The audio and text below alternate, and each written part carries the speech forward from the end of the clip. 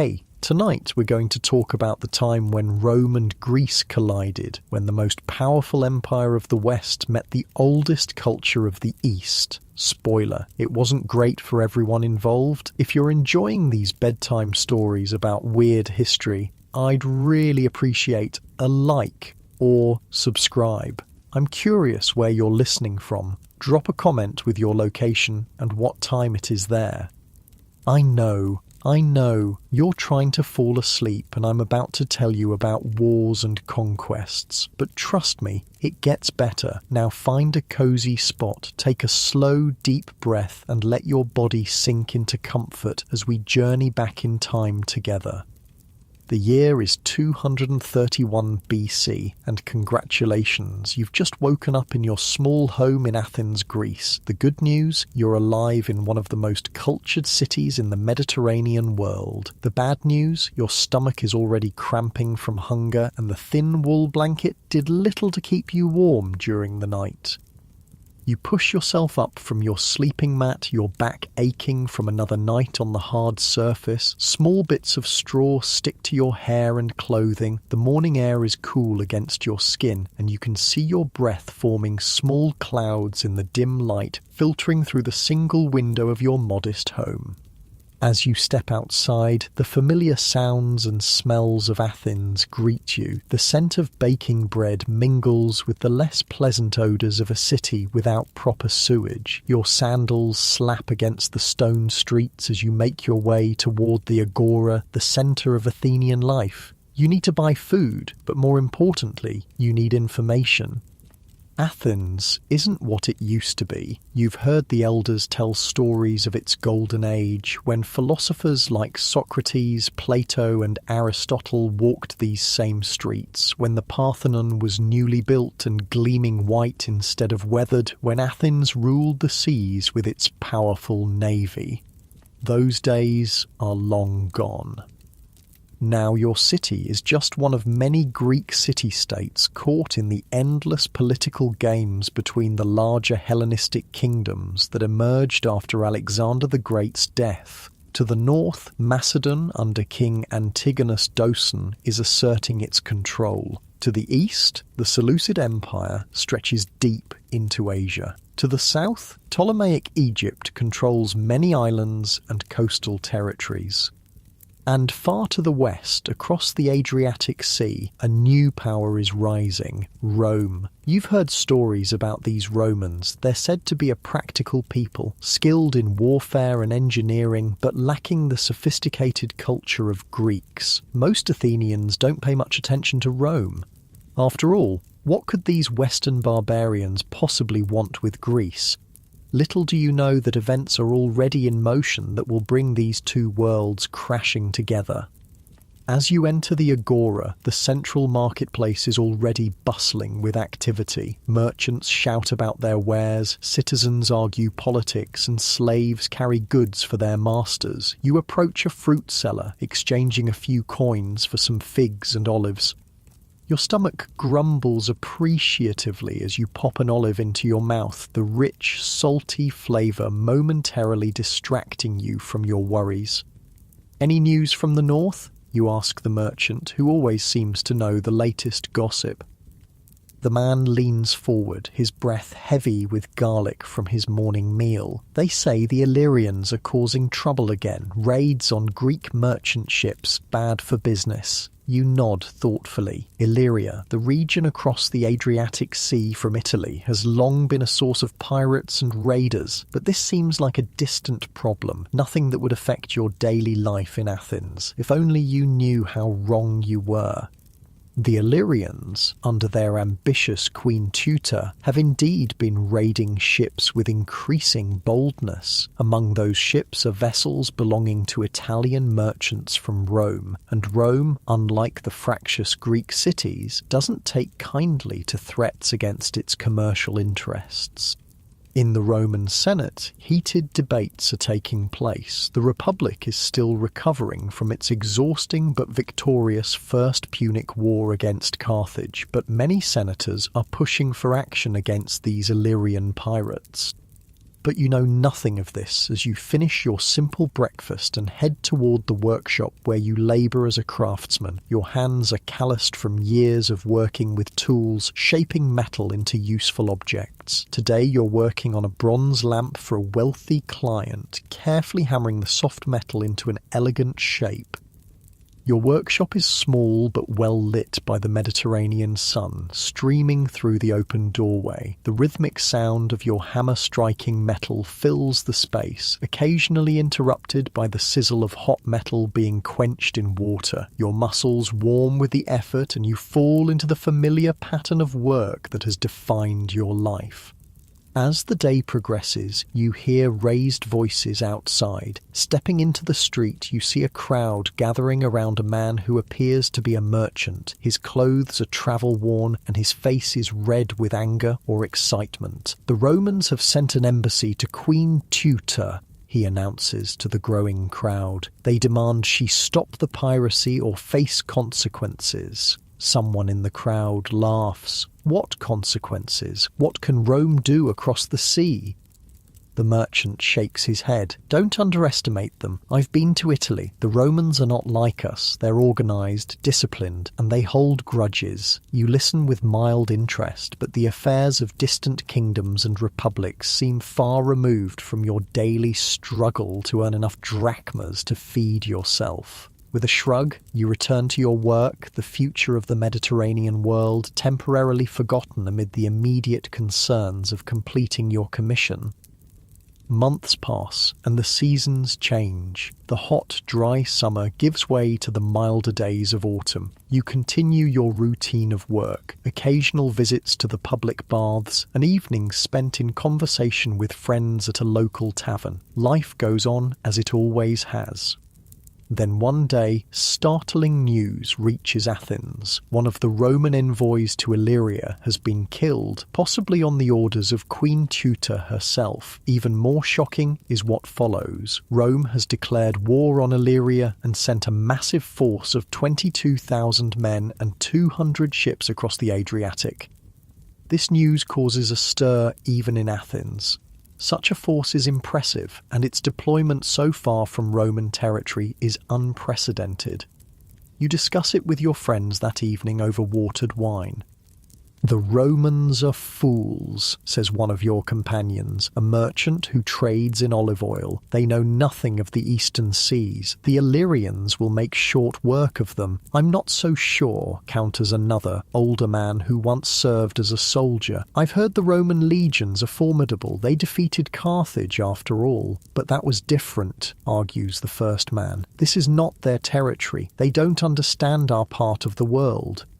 You listen to the debate without offering an opinion. Politics has always seemed a dangerous game to you, best left to those with the wealth and connections to play it safely. Still, you can't help but feel a vague unease about these developments. That unease proves justified when, barely a year later, news arrives that the Roman campaign has been a complete success. Queen Tutor has been forced to accept humiliating peace terms, giving up much of her territory and agreeing to pay tribute to Rome. The Roman Republic now has a foothold across the Adriatic, much closer to Greece than ever before. For the first time, you begin to wonder if perhaps Athens, and all of Greece, should be paying more attention to this rising power in the West. More years pass. You grow older, your hair beginning to grey at the temples, your back aching more persistently after a long day's work. The world around you continues to change. Philip V becomes king of Macedon after the death of Antigonus. In the west, rumours spread of another conflict brewing between Rome and Carthage. Then, in 218 BC, those rumours become reality. Hannibal, the brilliant Carthaginian general, crosses the Alps with an army that includes war elephants and invades Italy itself. All of Greece watches with interest as Rome faces its greatest challenge yet. You find yourself following the news of this distant war more closely than you would have imagined. Each report of a Carthaginian victory sends ripples of excitement through Athens, not because the Athenians particularly love Carthage, but because anything that humbles the increasingly powerful and arrogant Romans seems like good news. Hannibal defeated them at Lake Trasimene, announces one of your friends excitedly one evening. They say the Romans lost 15,000 men. And now he's in Italy itself, adds another. Imagine Rome could fall. The prospect seems to delight everyone in the tavern, everyone except the old soldier, who remains thoughtful. If Rome falls, he says quietly, what then? Do you think Carthage will leave Greece alone if they become the dominant power in the Mediterranean?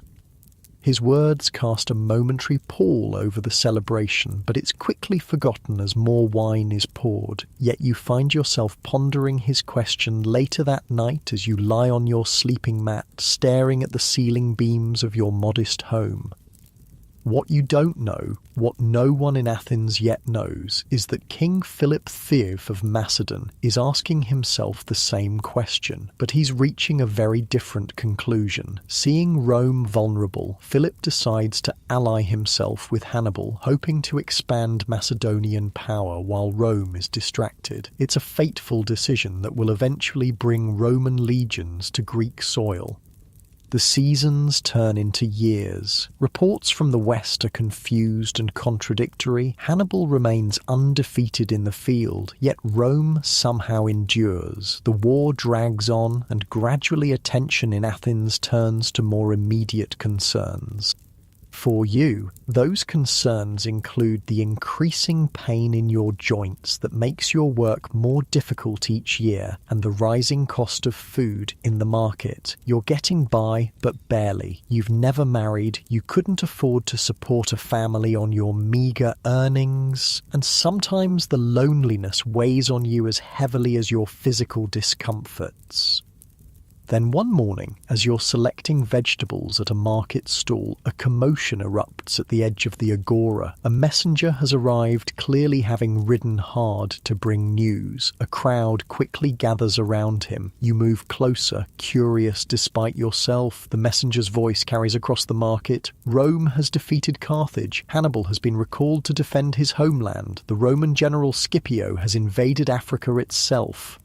A murmur runs through the crowd. This is unexpected news. Despite all his victories, Hannibal has been outmaneuvered strategically, and Rome, rather than collapsing, has somehow found the strength to take the war to Carthaginian territory. What of King Philip? Someone asks. He allied with Carthage. The messenger's expression is grim. The Romans have not forgotten. Even now they prepare to turn their attention eastward.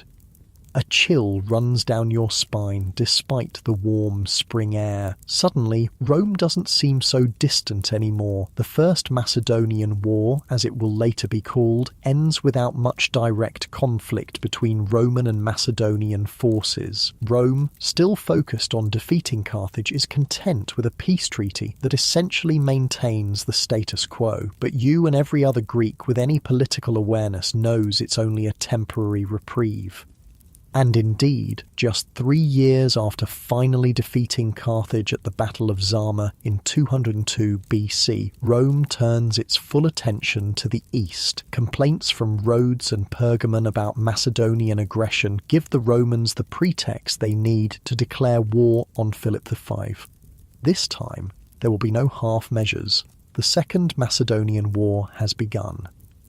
You're older now, approaching what Greeks consider old age. Your hands, once so skilled and strong, are gnarled with arthritis. You've had to take on an apprentice to help with the more demanding aspects of metalworking, but you still visit the agora daily, as much for the news and conversation as for supplies. And the news these days is all about Rome. They've landed at Apollonia, says a merchant who specializes in imported Italian wine. 20,000 legionaries under Consul Galba. The Aetolian League has allied with them against Philip, adds a sailor, fresh from the port of Piraeus, and there are rumours that Pergamon and Rhodes have contributed ships. You listen quietly, your heart heavy. The Greeks are doing what they've always done, fighting among themselves, inviting outside powers to help in their internal squabbles. It's how Philip of Macedon, Alexander's father, gained control of Greece a century and a half ago. Now history seems to be repeating itself, but with Rome in the role of conqueror. What of Athens, you ask? Where do we stand? The question brings uncomfortable silence. Athens, once the proud leader of the Delian League, the city that defied the Persian Empire, is now reduced to a minor player in the great game of Mediterranean politics. Your city has declared for Rome, seeing the Romans as preferable to Macedonian domination. But in truth, Athens has little choice or voice in the matter. As the war progresses, you follow the reports as best you can. The Roman consul Titus Quinctius Flamininus has taken command. Unlike his predecessors, he seems to understand Greek politics and speaks the language well. He declares that Rome comes not as a conqueror but as a liberator to free the Greek cities from Macedonian oppression. Many Greeks, including many Athenians, believe him. You're not so sure. You've lived long enough to grow skeptical of anyone who claims to wage war for the benefit of others. The decisive moment comes in 197 BC at a place called Cynocephalae in Thessaly. The Roman legions meet Philip's phalanx in open battle for the first time. The result shocks the Greek world. You hear the news in the Agora, delivered by a man who claims his brother fought in the battle. The phalanx drove back the Romans at first, he recounts to the gathered crowd, but the ground was uneven and gaps opened in the formation. The Romans sent their men into those gaps with their short swords, and he draws a finger across his throat. Butchery, 8,000 Macedonians dead, 5,000 captured. Philip barely escaped with his life. You feel something shift in the world at that moment. The phalanx, the Greek military formation that had dominated warfare since the time of Philip II, that had conquered the Persian Empire under Alexander, had been defeated by Roman tactics and discipline. It is as if the foundations of your world have cracked. The terms imposed on Philip V are harsh. He must withdraw from all Greek territories, reduce his fleet to token size, and pay a massive indemnity to Rome. More importantly, he must become a Roman ally, effectively a client king. The next year, at the Isthmian Games, Flamininus makes a dramatic announcement that is soon reported throughout Greece. The Senate and people of Rome and their commander, Titus Quinctius, having defeated King Philip and the Macedonians in war, declare the following peoples free without garrison or tribute, in full enjoyment of their ancestral laws: the Corinthians, Phocians, Locrians, Euboeans, Phthiatic Achaeans, Magnesians, Thessalians, and Parabians. The proclamation is met with such jubilation that they say birds flying overhead were stunned by the noise and fell from the sky. Greece is free, no longer under Macedonian control. But you, in your wisdom born of years, understand what many of your fellow Greeks do not. Freedom granted can also be freedom taken away. Rome may call itself a liberator, but it has no intention of leaving the Greek world to its own devices. This is not the end of Roman involvement in Greece, but merely the beginning. You're proven right far sooner than even you expected. Just 5 years after Cynocephalae, another power threatens Greece, Antiochus III, king of the Seleucid Empire, who has crossed into Europe with his army. Rome, now firmly established as the protector of Greek freedom, once again sends its legions eastward. The Aetolian League, previously Rome's ally against Philip, now switches sides and supports Antiochus. They've realised too late that they've merely exchanged one master for another, but it's a futile gesture. At Thermopylae, the same narrow pass where Leonidas and his 300 Spartans made their famous stand against the Persians, the Romans utterly defeat Antiochus and force him back to Asia.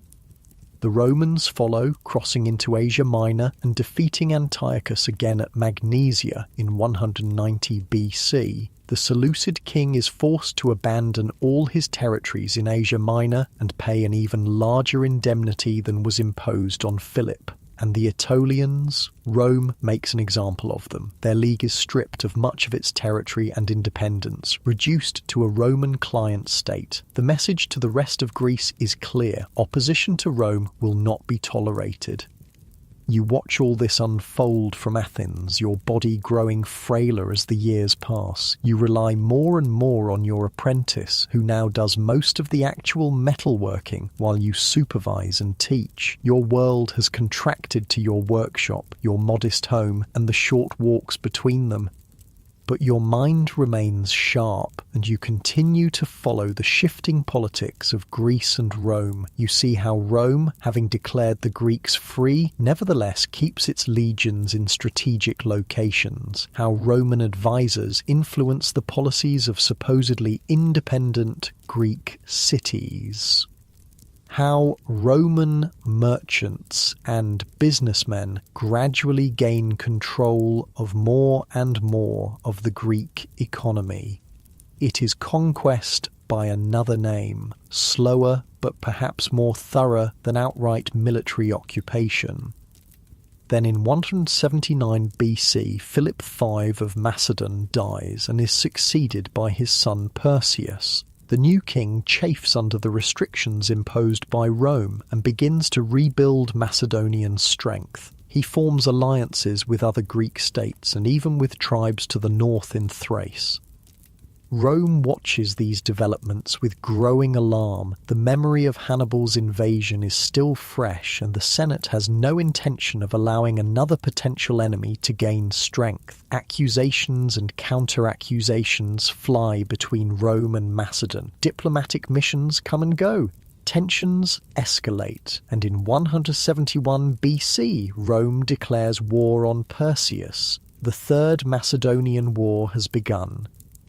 You are very old now, one of the elders of Athens. Your hair is white, your skin wrinkled and spotted with age, your back permanently bent. You can no longer walk to the agora, but friends and your former apprentice bring you news along with food and wine. The war is not going well for Rome at first. Perseus wins several victories, including a significant cavalry engagement at Callinicus. For a brief moment, it seems as if Macedon might reassert itself as a power in Greece.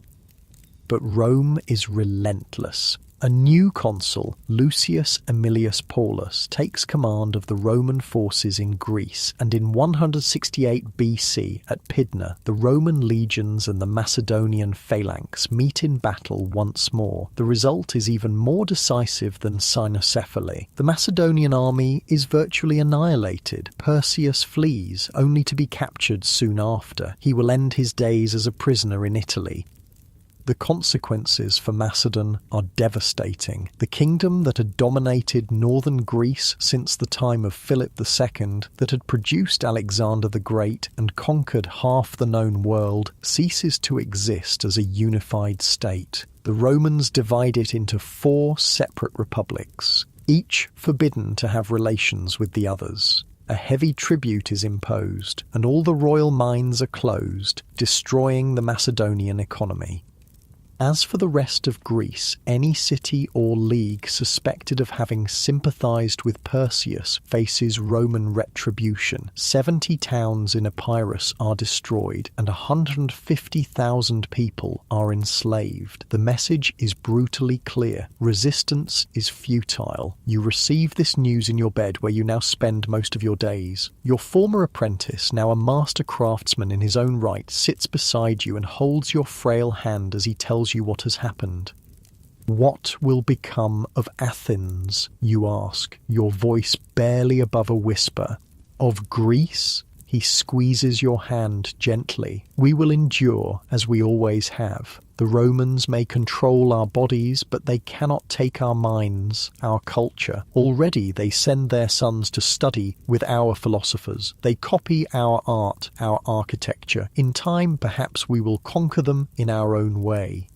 You smile weakly, wanting to believe him, but as you drift into sleep, you can't help but wonder if Greece will ever truly be free again.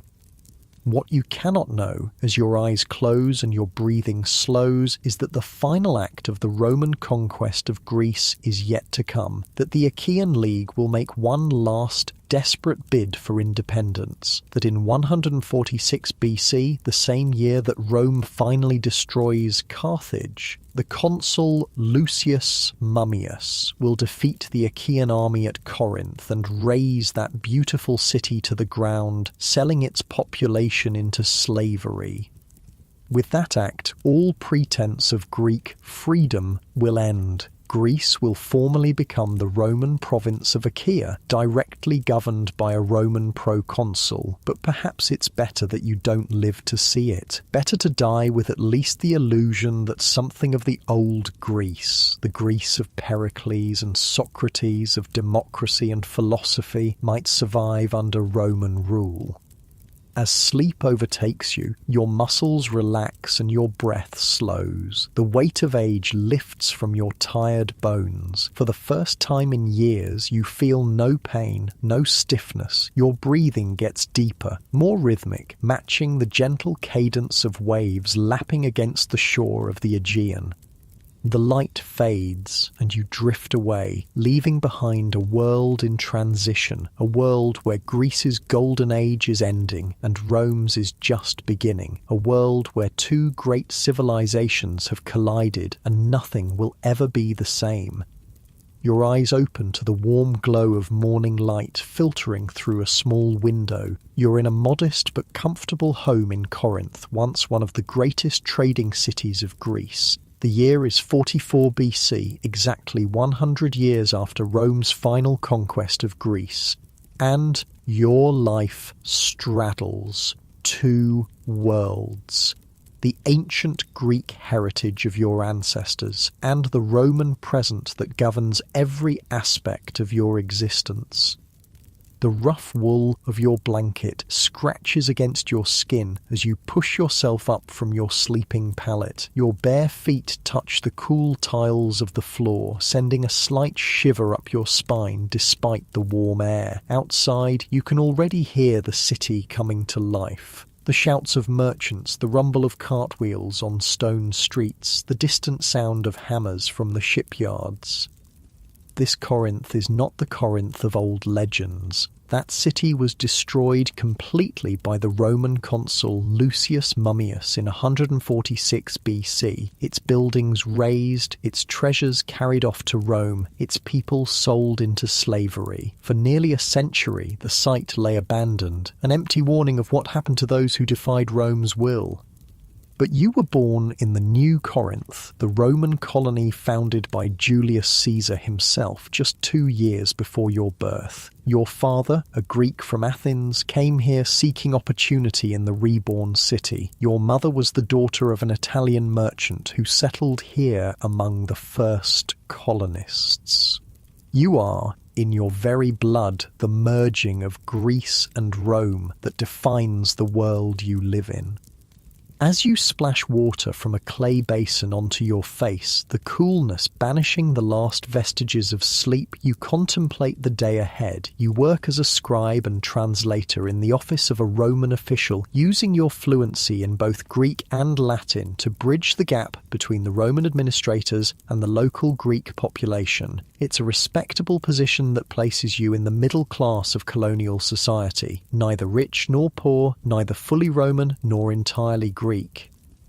You dress quickly in a simple tunic, its style a blend of Greek and Roman fashions. The fabric is local, but the cut follows the current trend in Italy. Around your shoulders, you drape a light cloak, protection against the morning chill that will burn off once the sun rises higher. Your sandals are well worn but of good quality, comfortable for walking the steep streets of Corinth. Before leaving your home, you take a moment to check your appearance in a small bronze mirror. Your features reflect your mixed heritage, the high forehead and straight nose of your Greek father, the darker complexion and round chin of your Italian mother. Your hair is cut short in the Roman style, though many full-blooded Greeks still wear theirs longer. Such choices are not merely aesthetic in this world where identity is increasingly fluid. The streets outside are already busy. Corinth's position on the narrow isthmus connecting the Peloponnese to the rest of Greece has always made it a crucial trade hub. Under Roman rule, it has regained much of its former commercial importance, though now serving the interests of Rome rather than Greece. You weave through the morning crowd, nodding to acquaintances, a mixture of Roman colonists, Greeks, and visitors from across the Mediterranean. The buildings around you tell the story of the city's rebirth. Roman architectural styles dominate the newer structures, particularly the government buildings and the homes of wealthy colonists, but Greek influences remain visible in many details, from the proportions of columns to the decorative elements adorning even Roman-style buildings. The smell of freshly baked bread draws you to a small bakery tucked into the corner of a side street. Your stomach growls, reminding you that you left home without breaking your fast. The baker, a stout Greek woman whose family has been in the bread business for generations, greets you by name. "The usual?" she asks in Greek, already reaching for a small loaf of her specialty, a wheat bread sweetened with honey and studded with dried figs. "Please," you reply in the same language, "and some cheese if you have it." She wraps the bread in a scrap of linen and adds a small wedge of goat cheese, accepting your coins with a smile. "Did you hear the news?" she asks, leaning forward conspiratorially. "What news?" The baker is known for her gossip as much as her bread, and while you're sometimes sceptical of her more outlandish tales, she often has genuine information before it becomes widely known. "They say Caesar has been murdered," she whispers, her eyes wide. "In Rome, stabbed in their Senate house by his own friends." Your hand freezes halfway to your mouth, the bread forgotten. "Caesar dead? Are you certain?" She nods vigorously. "A merchant ship arrived last night from Brundisium. The captain told my cousin's husband, who works at the docks. They say it happened on the Ides of March." Your mind races. Julius Caesar, conqueror of Gaul, victor in Rome's civil war, dictator of the Republic, and the founder of this very colony where you live, assassinated by his fellow Romans. If true, this is momentous news that will affect the entire Mediterranean world, including your corner of it. "I should go," you say, tucking the bread and cheese into your satchel. "Thank you for telling me." As you continue toward the administrative buildings where you work, you notice small groups of people huddled in conversation, their expressions worried. It seems the baker is not the only one who's heard the news. Roman citizens look particularly concerned. Their status and security in this distant colony depends on stability in Rome itself. The governmental complex comes into view, its imposing facade built in the Roman style, but with subtle Greek elements that make it less foreign to local eyes. This architectural blending is deliberate. Rome has learned that total suppression of local culture creates resentment, while selective adoption and adaptation fosters acceptance. Inside, the usual ordered calm of the administrative offices has been replaced by barely controlled chaos. Officials hurry from room to room, documents clutched in their hands. Clerks and scribes like yourself stand in small clusters, their work temporarily forgotten as they discuss the rumours. Your supervisor, Gaius Septimius, a middle-aged Roman from central Italy who has been in Corinth for a decade, beckons you urgently when he spots you entering. "There you are," he says in Latin, his voice low but intense. "You've heard, I assume, about Caesar?" "Yes, just now in the market. Is it confirmed?" He nods grimly. "Official word arrived by special courier an hour ago. Caesar is dead, stabbed 23 times by a group of senators led by Brutus and Cassius." He runs a hand through his thinning hair. "Gods, what a mess! The whole republic could collapse into civil war again." The implications of his words sink in. You remember the stories your father told you about the last Roman civil war, how it spilled over into Greece, bringing armies from both sides to ravage the land. Battles were fought near Thessalonica and Athens. Athenians chose the losing side, supporting Pompey over Caesar, and suffered for it afterward, though the city was spared outright destruction. What happens now, you ask, keeping your voice steady despite your growing unease? That's what we're trying to determine, Septimius replies. For now, we maintain order and continue our duties. Rome endures with or without Caesar. He straightens his toga, a habitual gesture when he's trying to project authority. I need you to translate an announcement for the Greek population. It must be posted in the Agora by midday.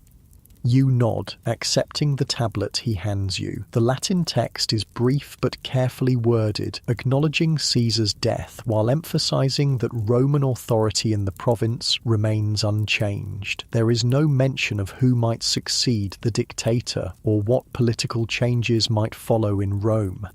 As you settle at your desk to craft a Greek translation that captures both the letter and spirit of the announcement, your mind wanders to the larger questions raised by Caesar's assassination. You've lived your entire life in a world dominated by Rome, as did your parents before you. The Greek independence your grandparents might have remembered in their youth seems like ancient history. Yet beneath the surface of Roman rule, Greek culture has not just survived, but in many ways thrived. The Romans may have conquered Greece militarily and politically, but they've also been captivated by Greek art, literature, philosophy, and science. As the Roman poet Horace famously observed, "Captured Greece has captured her fierce conqueror." You see this cultural exchange daily in your work as a translator. Roman officials study Greek philosophy and send their children to be educated by Greek tutors. Greek architects and artists find eager patrons among wealthy Romans. Even the religions have begun to blend, with Roman gods identified with their Greek counterparts, Jupiter with Zeus, Mars with Ares, Venus with Aphrodite. Your translation complete, you hand it to a clerk for copying onto the official announcement boards. Then, at Septimius's direction, you spend the rest of the morning drafting letters to minor officials in outlying villages, informing them of Caesar's death and instructing them to maintain order. By midday, your hand is cramped from hours of careful writing. Septimius, seeing your discomfort, dismisses you for a meal break. "Take an hour," he says. "Clear your head, but don't go far. We may need you this afternoon if there are developments." Grateful for the respite, you step out into the bright sunlight of a spring day. The main forum is crowded now. People gathered around the announcement boards where your translation has been posted. The mood is tense but not panicked. Corinth has prospered under Roman rule, and while few here would have personally loved Caesar, stability is good for business. You find a small wine shop with a view of the forum and order a cup of watered wine and a plate of olives to go with the bread and cheese from the morning. The shopkeeper, recognizing you as someone who works in the administration, offers a small discount. "Troubling news," he comments as he pours your wine. "What do you think will happen now?" You choose your words carefully. As a government employee, your opinions carry weight, and in uncertain times, careless talk can be dangerous. Rome has weathered crises before, you say diplomatically. The Republic will continue. But even as you speak, you wonder if that's true. Caesar had been making himself increasingly powerful, taking on titles and honours unprecedented in Roman history. Some feared or hoped he planned to make himself king, a title detested in the Roman Republic since the overthrow of the monarchy 5 centuries earlier. Was his assassination a last defence of republican values, as the killers would no doubt claim, or merely another power play in Rome's increasingly factional politics? And what of Mark Antony, Caesar's loyal lieutenant, or Octavian, Caesar's young grandnephew and adopted son? They would surely seek vengeance against the assassins. The pieces are in place for another civil war, and Greece, your home, lies directly between Rome and the eastern provinces where Brutus and Cassius have fled. Your thoughts are interrupted by a commotion in the forum. A centurion from the small garrison that maintains order in Corinth is addressing the crowd, his voice carrying across the open space. "Citizens of Rome, allies and provincials," he calls out in accented but understandable Greek, "be assured that the peace and security of Corinth remains our highest priority. All garrison troops are on alert. The night curfew will be strictly enforced until further notice. Anyone spreading disorder or rebellion will be dealt with harshly." The crowd receives this announcement with murmurs rather than protests. Most people here, Greek and Roman alike, value the Pax Romana, the Roman peace that has brought prosperity to the region after centuries of warfare between rival Greek states. You finish your meal quickly and return to the administrative complex. As you expected, the afternoon is busy with additional correspondence and translations. Sunset finds you still at your desk, eyes strained from hours of detailed work by increasingly inadequate light.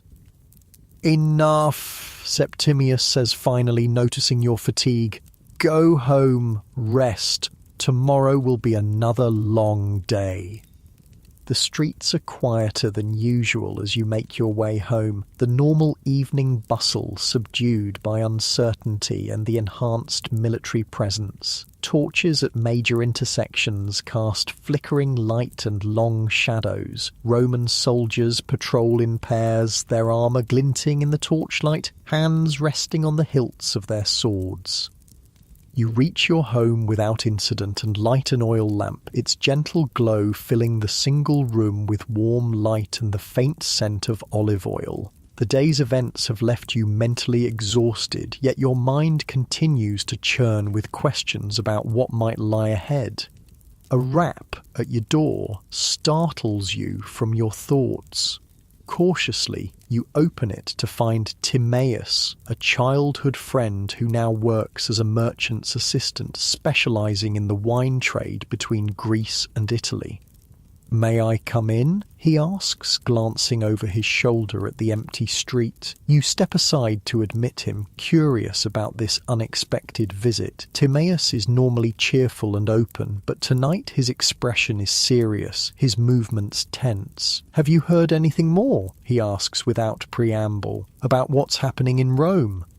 "Nothing beyond the official announcement," you reply, pouring him a cup of water from your clay pitcher. "Caesar is dead, killed by conspirators led by Brutus and Cassius. The government continues to function. That's all we know for certain." Timaeus takes the cup, but doesn't drink. "There's talk in the merchant quarter," he says, lowering his voice despite the privacy of your home. "Some say this could be an opportunity." "An opportunity for what?" You keep your tone neutral, though a sense of unease begins to creep up your spine. "For Greece." His eyes meet yours, intense and searching. "For independence. If Rome falls into civil war again, their grip on the provinces will weaken. This could be our chance to reclaim what was lost a century ago." You stare at him, momentarily speechless. The thought is so foreign to your worldview that you struggle to process it. Independence from Rome, the concept seems as anachronistic as reverting to bronze weapons or worshipping the Titans instead of the Olympian gods. "That's dangerous talk," you say finally, "and unrealistic. Greece has been Roman for generations. We don't even know how to be independent anymore." "Our ancestors did," Timaeus counters. "The blood of free Greeks flows in our veins. Don't tell me you've never imagined what it would be like if we governed ourselves again, if we didn't send our wealth to Rome as taxes, if we didn't have to bow to their proconsuls and praetors." In truth, you have occasionally indulged in such fantasies, especially when reading the ancient histories of Athens and Sparta in their glory days. But they were just that, fantasies, as disconnected from your real life as the myths of gods and heroes. The world has changed, Timaeus, you say gently. Rome isn't just our conqueror anymore, it's part of who we are now. Look at me, I'm half Italian. Look at Corinth, a Roman colony built on Greek soil. We can't simply turn back time. So we accept our chains because they're familiar. His voice rises slightly, frustration evident, because they're comfortable. Our great-grandparents fought against Roman rule. They died for Greek freedom. And they lost, you remind him, brutally. Remember what happened to the original Corinth? It was destroyed so thoroughly that nothing remained but ashes. Would you risk that again? The conversation continues in this vein for some time, neither of you convincing the other. Finally, Timaeus rises to leave, the untouched cup of water still full on your small table. Just think about it, he says at the door. Things are changing. We should be ready. After he's gone, you sink onto your sleeping mat, troubled by the encounter. Could Timaeus be right? Is there genuine sentiment for Greek independence simmering beneath the surface of Roman provincial life? And if so, what would happen if it boiled over in the uncertainty following Caesar's death? More personally, where would you stand in such a conflict? Your job, your position in society, your very identity is built around the Roman-Greek synthesis that Timaeus seems ready to tear apart. Yet you are still Greek in many ways, in your language, in your understanding of the world, in your connection to this land that was ancient when Rome was still a village on the Tiber. Sleep comes slowly that night, and when it does, your dreams are troubled by shadowy figures in togas and warriors in bronze armour battling across landscapes that shift between the Rome you've never seen and the Greece you know. You wake at dawn, your body tense, your mind still grappling with the questions raised by Timaeus's visit, but the practical concerns of daily life soon assert themselves. You must work, you must eat, you must navigate the complex reality of your world rather than debate hypothetical futures. The next several weeks pass in a blur of activity. News from Rome arrives in fragments, sometimes contradictory. Mark Antony has taken control. No, Octavian has raised an army. The Senate has granted amnesty to Caesar's killers. No, they've been declared public enemies. The situation seems to change with each ship that arrives from Italy. In Corinth itself, life continues with only minor disruptions. The Roman authorities maintain a heightened military presence, and travel to and from the city is more closely monitored. There are occasional arrests of individuals suspected of fomenting unrest, though most are released after questioning. You see Timaeus only in passing during this period, and your conversations are limited to brief public exchanges. Whether he is continuing to explore ideas of Greek independence, you don't know, and part of you prefers it that way. Your position in the administration makes any association with potential rebellion dangerous, not just to yourself, but to him as well. Then, nearly 2 months after Caesar's death, definitive news arrives from Rome. The Second Triumvirate has been formed, an alliance between Mark Antony, Octavian, and Lepidus, pooling their resources and authority to hunt down Caesar's assassins and restore order to the Republic. Their first act is a series of prescriptions, death lists targeting not only those directly involved in Caesar's murder, but also political opponents and individuals whose wealth could fund the Triumvir's armies. Hundreds of Roman senators and equities are executed, their property confiscated. The news sends shockwaves through Corinth's Roman community. Many have relatives or patrons in Rome who might be affected. Some fear that the proscriptions might extend to the provinces, targeting those with known Republican sympathies. For the Greek population, the news is received with more detachment. Roman political bloodletting is concerning primarily for its potential impact on local stability and commerce. Few Greeks mourn the deaths of Roman elites they never knew. But the next ship from Italy brings news that affects everyone. Brutus and Cassius have fled to the eastern provinces and are raising massive armies. The triumvirs are preparing to pursue them. Greece, lying directly in the path between Rome and the east, will inevitably become a battlefield once again. Your supervisor calls a meeting of all staff in the administrative complex. His face is grave as he addresses you in the atrium, his voice echoing slightly off the marble columns. "We have received instructions from Rome," he announces. "The province is to prepare for the arrival of troops loyal to the triumvirs. Supplies are to be stockpiled, roads maintained, harbour facilities made ready. This will require additional taxation and labour obligations from all communities." A murmur runs through the assembled staff. Everyone understands what this means. The burden of Rome's civil war will fall heavily on the provinces, as it always does. Greek farmers will feed Roman soldiers. Greek labourers will build Roman fortifications. Greek merchants will watch their overseas trade disrupted by naval operations. Additionally, Septimius continues, there have been reports of agitation in some areas, talk of using Rome's internal conflict as an opportunity for provincial rebellion. His gaze sweeps across the room, lingering momentarily on you and other staff of Greek descent. Such talk is treason, and will be dealt with accordingly. Anyone with information about seditious activities is obligated to report it immediately. Your thoughts fly to Timaeus and your conversation months ago. Was it just idle talk, or has he become involved in something more serious? And if he has, what is your duty to your friend, to your employer, to your divided heritage? The meeting concludes with assignments of additional duties to handle the increased administrative load. As a skilled translator, you are tasked with preparing communications to the Greek communities throughout the region, explaining the new requirements and encouraging compliance.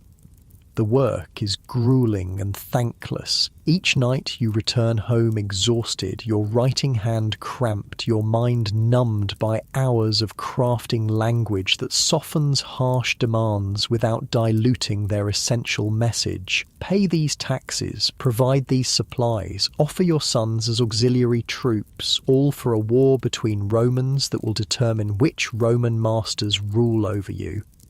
2 weeks into this new routine, you're walking home in the fading light of evening when a hooded figure steps from a shadowed doorway into your path. Your hand moves instinctively to the small knife at your belt. Street crime is rare in Corinth, but not unknown. "Don't you recognize me?" The figure pushes back his hood just enough for you to see his face in the dim light. It's Timaeus, though thinner than when you last saw him, with dark circles under his eyes. "What are you doing?" you hiss, glancing around to ensure no one is watching. "There's increased patrols after sunset. I need to speak with you," he says urgently. "Not here. Follow me." Every instinct tells you to refuse, to continue home and pretend this encounter never happened. But curiosity and concern for your old friend override caution. You follow as he leads you through narrow side streets to a small, run-down shrine to Poseidon that dates from before the Roman rebuilding of Corinth. Inside, oil lamps burn with low flames, casting just enough light to navigate the space. The shrine is empty, save for a weathered statue of the sea god and simple offerings of dried fish and small coins. "I'm leaving Corinth tonight," Timaeus says, without preamble, once you're both inside. "A fishing boat will take me and others to Euboea. From there, we'll make our way east." East? You stare at him, uncomprehending at first, then with growing alarm as understanding dawns. To join Brutus and Cassius? Have you lost your mind? They're offering freedom to Greek cities that support them against the triumvirs, he explains, his voice intense with conviction. This is the chance I spoke of, the opportunity to break Rome's grip on Greece. It's suicide, you argue. Even if Brutus and Cassius win, which is far from certain, they're still Romans. They'll still want to control Greece. They're just using Greek discontent to gain support against their enemies. Timaeus shakes his head. You don't understand. There's a real movement building, not just here, but across Greece. Athens, Sparta, Thebes, the old powers are stirring. If we fight together, coordinate our efforts, we can use Rome's civil war to leverage our independence. The passion in his voice almost makes you believe him. Almost, but your work in the administration has given you a clearer view of Roman power. You've seen the reports, the troop numbers, the resources Rome can bring to bear, even while fighting itself. It won't work, you say softly. Rome is too strong, too entrenched, and Greece is too divided. For every city that joins Brutus, another will support Antony. We'll just be fighting Rome's civil war for them, killing fellow Greeks in the process. So we do nothing except whatever Master Rome gives us next? We survive, you counter. We preserve what matters. Our culture, our philosophy, our art. We continue to influence Rome from within, as we've been doing for generations. The Greece of Pericles and Leonidas may be gone, but our ideas live on, spreading throughout the Roman world. You can see your words aren't persuading him. His mind is made up, his course set, and perhaps there's a part of you that envies his certainty, his willingness to risk everything for an ideal of Greek freedom that seems increasingly abstract to you. I came to ask you to join us, Timaeus says finally, but I can see you won't. Just promise me you won't betray us, for our friendship's sake.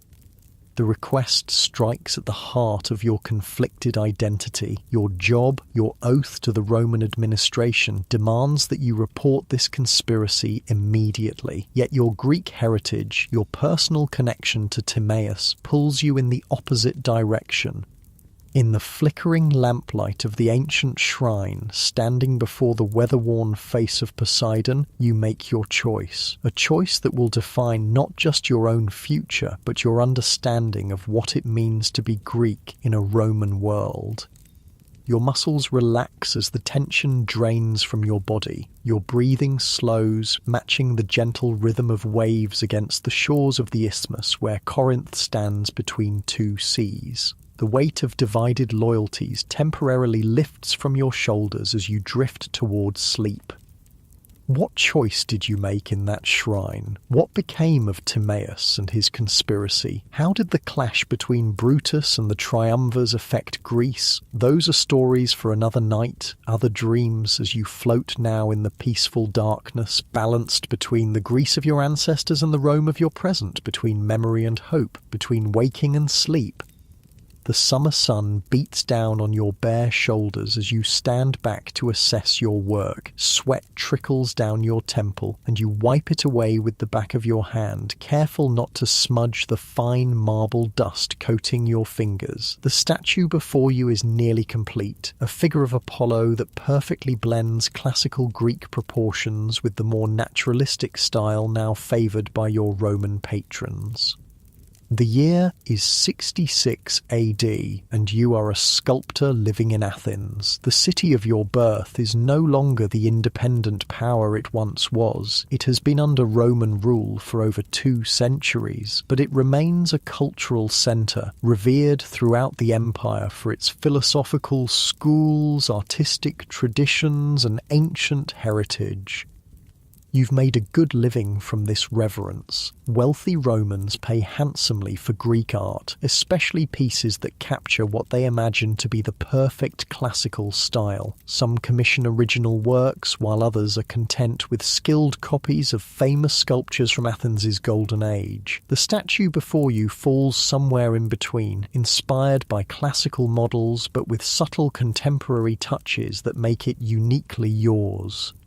The workshop around you buzzes with activity. Your 3 apprentices, 2 Greek boys and the son of a Roman merchant who settled in Athens, are working on simpler commissions or preparing materials. The rhythmic sound of chisels tapping against stone creates a soothing backdrop to your thoughts.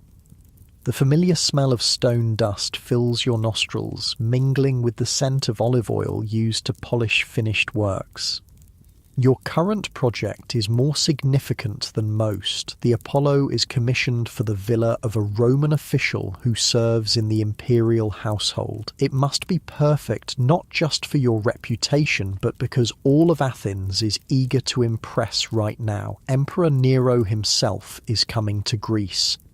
The news arrived months ago and has thrown the entire province into a frenzy of preparation. Nero, unlike some previous emperors, is known for his passionate Philhellenism, his love of Greek culture. He fancies himself not just a political leader, but an artist, a poet, a musician, and an athlete in the Greek tradition. His visit is both an honour and an opportunity. You carefully apply your chisel to define the curve of Apollo's lyre, your movements precise after decades of practice. Your body knows exactly how much pressure to apply, how to follow the natural grain of the marble, how to bring forth the god from the stone. Despite the heat and your aching back, there's a deep satisfaction in this work that connects you to generations of Greek sculptors before you. A voice interrupts your concentration. "Master, someone from the governor's office is here." You set down your tools and dust off your hands on your apron. Officials from the Roman administration don't visit sculptors' workshops without reason. Has there been a complaint, a new tax, or perhaps you allow yourself a moment of hope, a commission for the emperor's visit? The man waiting in the front room of your workshop wears the simple but well-made tunic of a Roman civil servant. His Greek is fluent but marked by a slight Italian accent. "Are you the sculptor Nicomedes?" he asks, consulting a wax tablet in his hand. "I am," you confirm, conscious of your work-stained appearance before this clean, efficient representative of Roman authority. "Good. I bring a notice from the governor's office regarding the imperial visit." He hands you a sealed document. "Your workshop has been selected to contribute to the decoration of the Panathenaic Stadium for the emperor's attendance at the games. You will find the details inside, including the stipend offered. The work must be completed within 30 days. Your heart races with excitement even as your mind calculates the practical challenges. The stadium commission is a tremendous honour. Your work will be seen by Nero himself, but 30 days is scarcely enough time, especially with your current commissions. "This is most unexpected," you say carefully. "May I ask how my workshop was chosen?" The official's expression remains neutral. Your reputation for quality and reliability was noted by the committee, as was your adherence to classical styles, which the emperor is known to favour. He pauses, and your prompt payment of taxes was also considered. That last point brings a wry smile to your lips. Of course, the Romans never forget who pays their dues on time. Their remarkable empire is built as much on careful bookkeeping as on military might. "Please convey my gratitude to the governor," you reply with a slight bow. "I am honoured to accept this commission." After the official departs, you break the seal on the document and scan its contents. Your task is to create 4 decorative reliefs depicting scenes from the ancient Olympic Games to be installed at the stadium entrances. The stipend is generous, though not lavish. The Romans are always practical about money, but the real value lies in the prestige this commission will bring. Your oldest apprentice, Theon, approaches cautiously. "Good news, master?" "The best kind of news," you reply, handing him the document. "And the worst. An imperial commission with an impossible deadline. We'll need to work day and night to complete it alongside our existing projects." Theon's eyes widen as he reads. "The Emperor will see your work. If we finish in time," you caution, "and if it meets the governor's approval, tell the others. We begin planning immediately." The next few weeks pass in a blur of activity. You delegate most of your existing commissions to your senior apprentices, focusing your own efforts on the stadium reliefs. Sleep becomes a luxury, snatched in short intervals when your body simply refuses to continue. Your hands grow rough and cracked from constant work. Your back and shoulders ache with a deep, persistent pain that even hot baths at the public thermae can't fully ease. But as the reliefs take shape, your fatigue is balanced by growing excitement. Your design combines traditional athletic scenes, wrestlers, discus throwers, chariot races, with subtle allegorical elements that link Greek athletic tradition to Roman imperial virtues. It's a careful balance, honouring Greek heritage while acknowledging Roman rule, and you're proud of the result.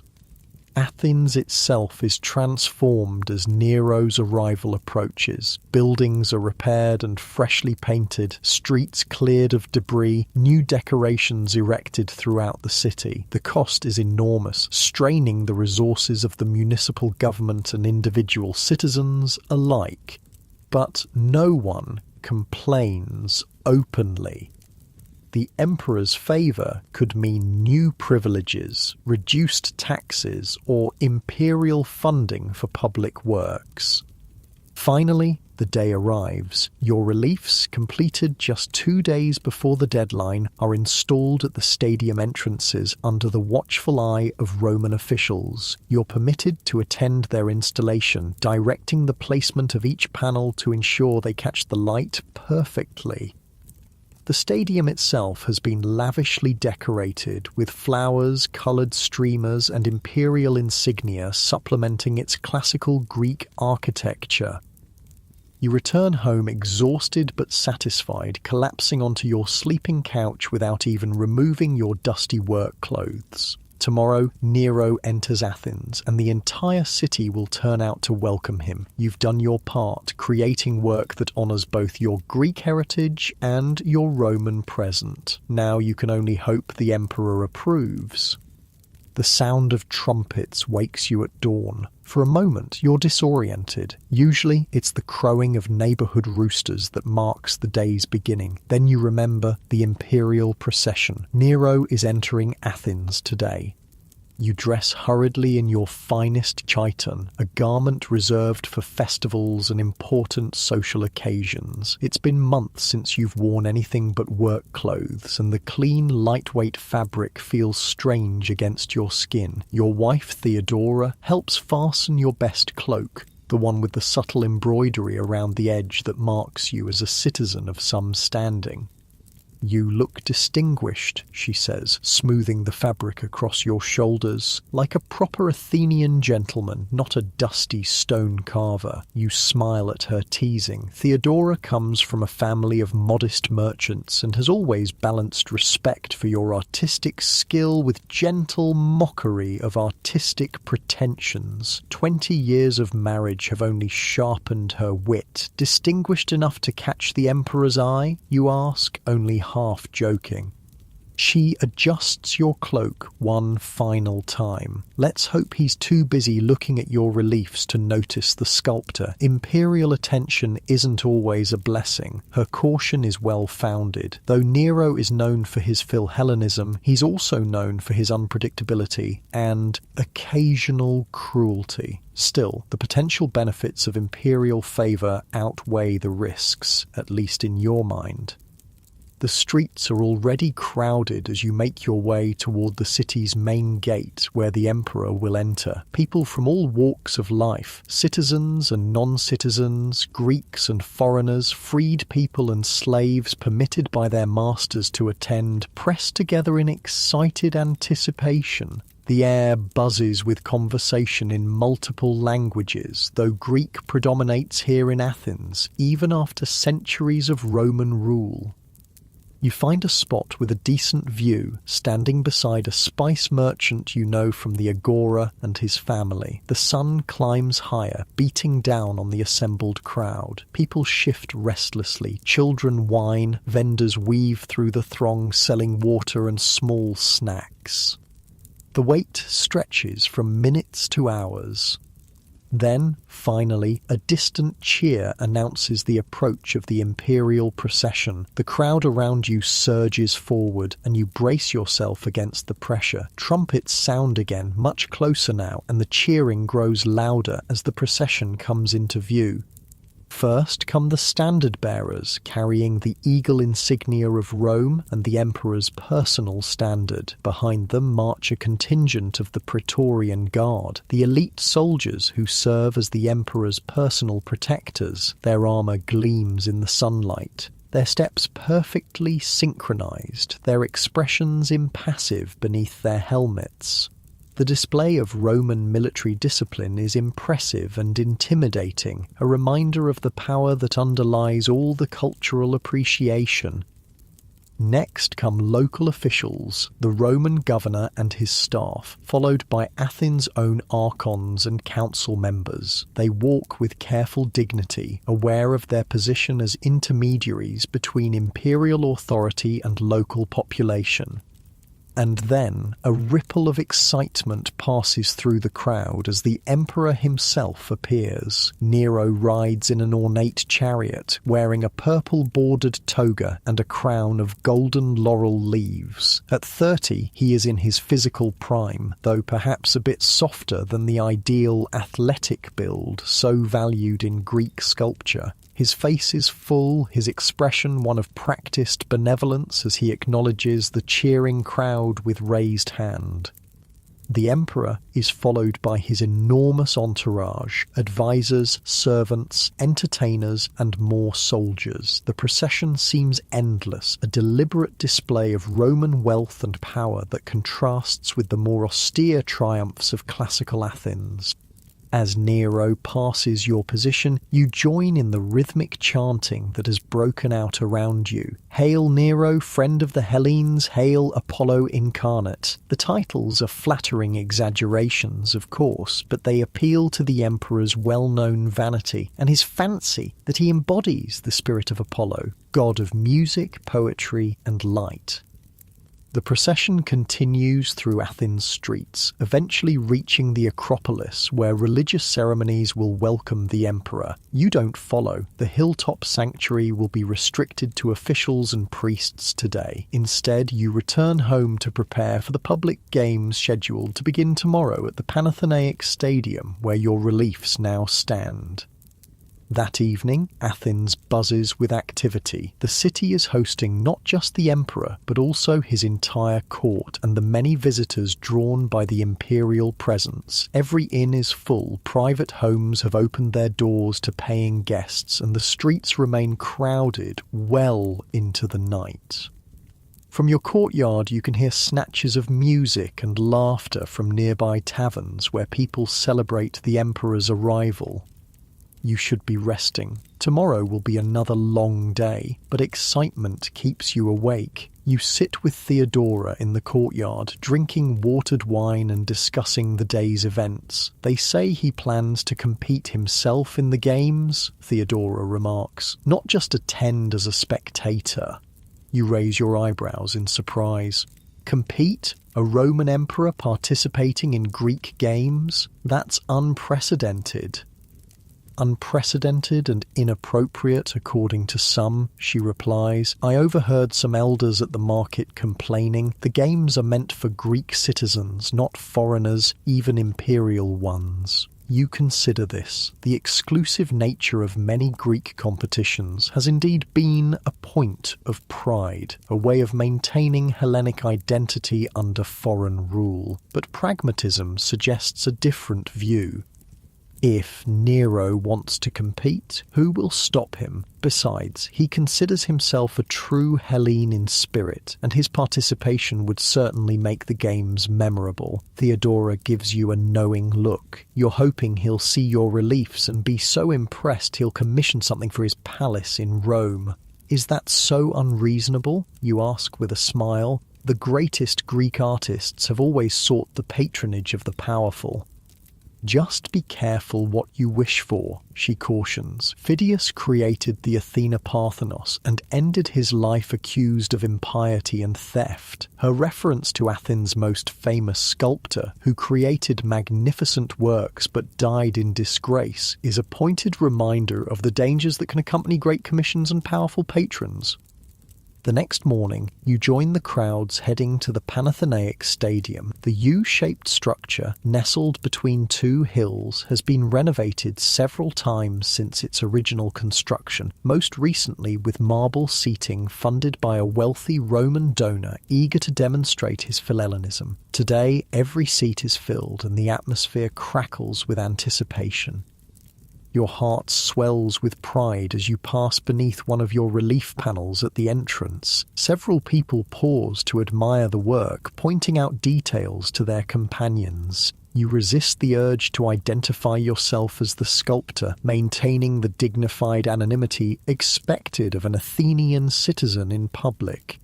Your seat is in a section reserved for citizens of some distinction, not among the front rows where officials and honoured guests sit, but with a good view of the proceedings. The summer heat is intense, and you're grateful for the wide-brimmed hat that provides some shade.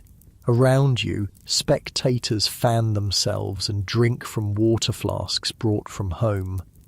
A trumpet blast announces the beginning of the games. The crowd roars as athletes march into the stadium, their oiled bodies gleaming in the sunlight. They are followed by officials, priests who will oversee the sacred aspects of the competition, and finally, to thunderous applause, the emperor himself.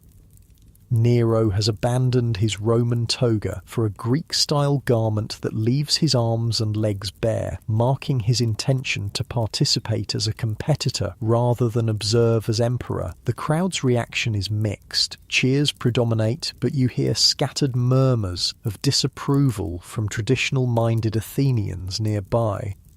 The games begin with traditional prayers and sacrifices, followed by foot races. The athletes are impressive physical specimens, the result of years of training and disciplined living. You watch with an artist's eye, noting how their muscles move beneath the skin, filing away observations that might inform future sculptures. Then comes an unexpected announcement. The emperor will participate in the chariot race scheduled for later in the day. The crowd buzzes with excitement and speculation. Chariot racing is dangerous even for experienced charioteers. What if the emperor is injured or worse? What if he performs poorly and is humiliated?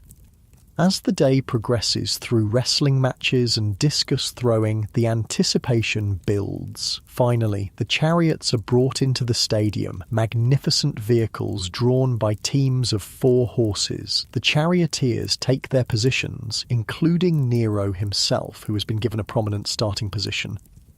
The trumpet sounds, and they're off in a cloud of dust and thundering hooves. The crowd leaps to its feet, cheering wildly. The race is 10 circuits of the stadium, and at first Nero holds his position in the middle of the pack. But as the race progresses, the professional charioteers pull ahead, their superior skill evident in how they take the tight turns at each end of the stadium.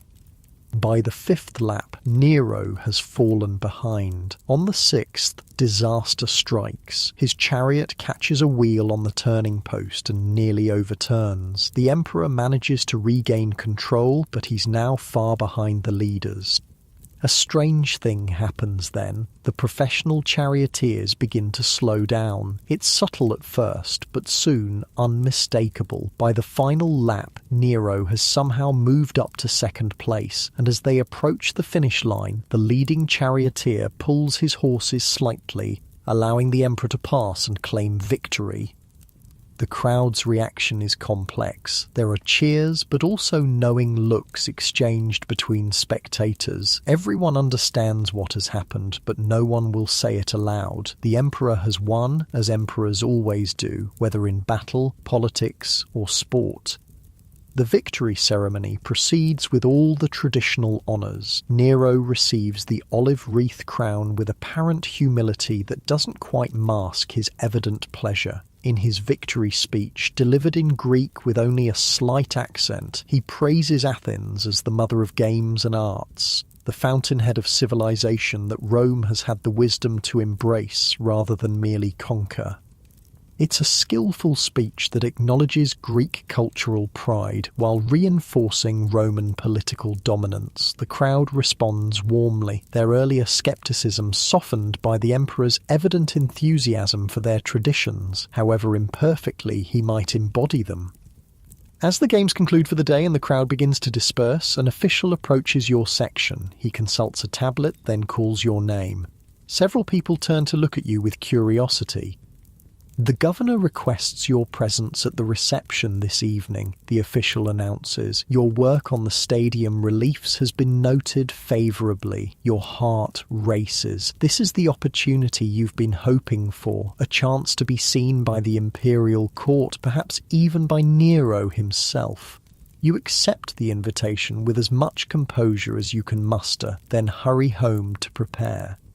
Theodora helps you dress in your absolute finest clothes, not just your best everyday wear, but the special garments reserved for religious festivals and family weddings. As a final touch, she places a simple silver pin at your shoulder, marking you as a member of an old Athenian family, albeit not a wealthy or politically powerful one.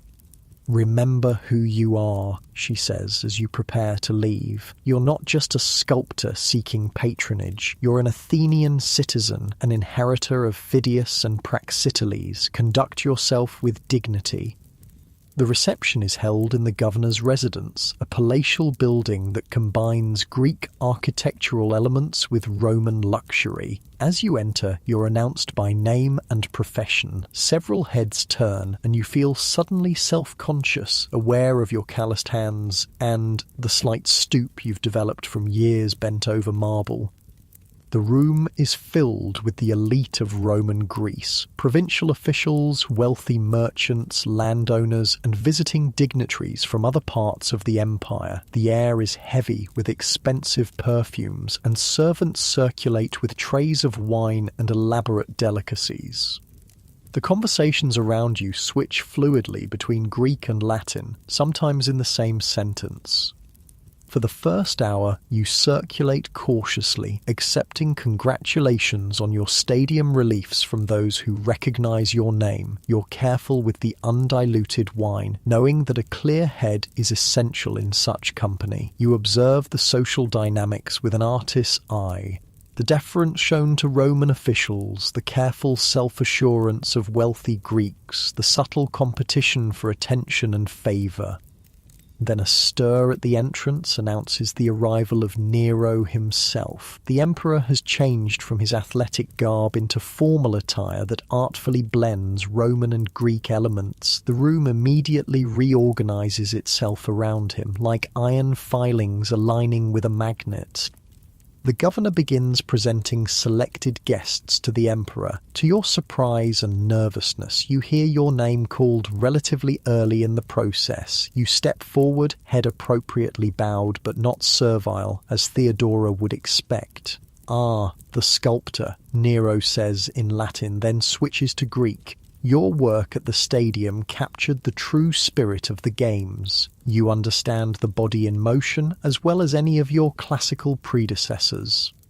The compliment is specific and knowledgeable, suggesting the emperor has actually looked closely at your work rather than merely repeating a prepared praise. You're momentarily taken aback. "You honor me greatly, Caesar," you reply in careful Greek using his formal title. The tradition of Greek sculpture lives in all who practice it with devotion.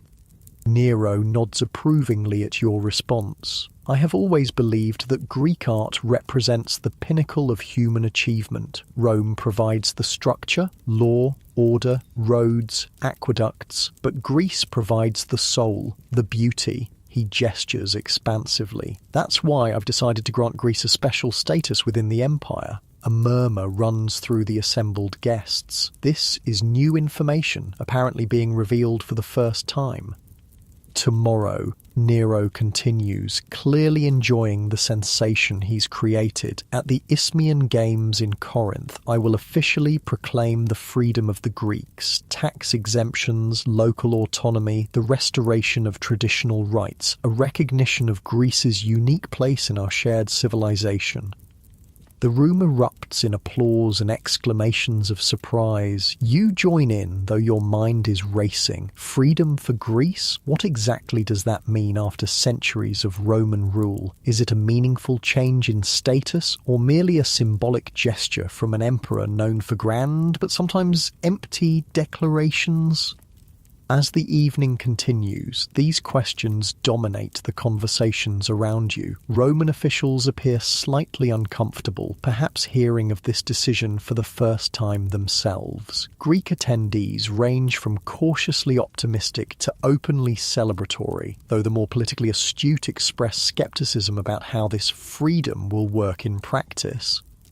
You remain at the reception until it would be impolite to stay longer, then make your way home through Athens' darkened streets. The city seems different somehow, as if Nero's announcement has changed its very atmosphere. Or perhaps it's just your perception, altered by wine and unexpected elevation to the emperor's notice. Theodora is waiting up for you, eager to hear about the evening. You describe everything, the opulent setting, the social dynamics, your brief interaction with Nero, and most importantly, his surprising announcement. "Freedom for Greece," she repeats thoughtfully. "What do you think he means by that?" You shake your head. "I'm not sure anyone knows, including Nero himself. It can't mean actual independence. Rome would never relinquish control of such a strategically important province, but perhaps fewer taxes, less direct interference from Roman officials. Which would still be welcome," Theodora points out. Even symbolic recognition of Greek dignity has value after so many years as subjects.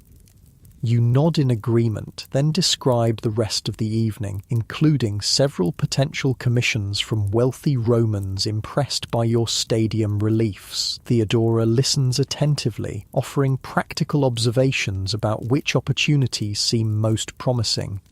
Finally, exhaustion overtakes you. You've been running on excitement and nervous energy for weeks, and the strain is catching up. Your eyes grow heavy as you sit talking in the courtyard, the cool night air a relief after the day's heat. "You need to rest," Theodora says, noting your drooping eyelids. "Tomorrow will bring new challenges, Emperor's proclamation or not." Inside your sleeping chamber, you stretch out on the comfortable mattress with a sigh of relief. Your body aches from standing all day at the games, and your mind is still processing the implications of Nero's announcement. But as tired as you are, sleep doesn't come immediately. You find yourself reflecting on your position in this complex, evolving world where Greek and Roman identities increasingly intertwine. You're a Greek sculptor working in traditional forms, yet adapting to Roman tastes. You're an Athenian citizen proud of your heritage, yet you benefit from the stability and opportunities the empire provides. You speak Greek in your home and with friends, yet you understand Latin well enough to communicate with Roman clients. Is this the future of Greece? Not independence, but a special status within the Roman world, preserving cultural identity while accepting political reality? Is Nero's promised freedom a step toward greater dignity for Greeks, or simply a new form of the same underlying relationship? These questions have no simple answers, but as you ponder them, your thoughts grow increasingly diffuse. The sounds of nighttime Athens, distant conversations, the occasional bark of a dog, the soft rustle of breeze through the courtyard plants blend into a soothing backdrop. Your breathing deepens, your muscles relax, and finally, sleep claims you. In your dreams, you sculpt a figure that is neither fully Greek nor fully Roman, but something new emerging from the marble, a vision of a future still taking shape, just as your chisel reveals the form hidden within the stone. Morning light filters through the olive trees outside your study, casting dappled shadows across your scrolls. The gentle breeze carries the scent of cypress and distant sea salt through the open windows. You take a deep breath, savouring this quiet moment before your students arrive. Athens in the spring is truly beautiful, especially in these peaceful times under the rule of Emperor Hadrian. The year is 128 AD, and you are a philosopher and teacher in Athens. At 55, your hair and beard have turned silver, but your mind remains sharp, your passion for knowledge undiminished. You've spent your life immersed in the works of Plato, Aristotle, and the Stoics, building a reputation that draws students from across the Roman Empire to study with you. Your modest home on the slopes of the Areopagus Hill has become a place of learning and discourse. The main room where you teach faces east to catch the morning light, its walls lined with shelves holding scrolls and codices, the newer bound form of books that some of your Roman students prefer. Simple wooden benches arranged in a semicircle await today's class. A table holds your teaching materials, wax tablets for notes, a water clock to mark time, and a small bust of Socrates worn smooth in places from years of thoughtful touches.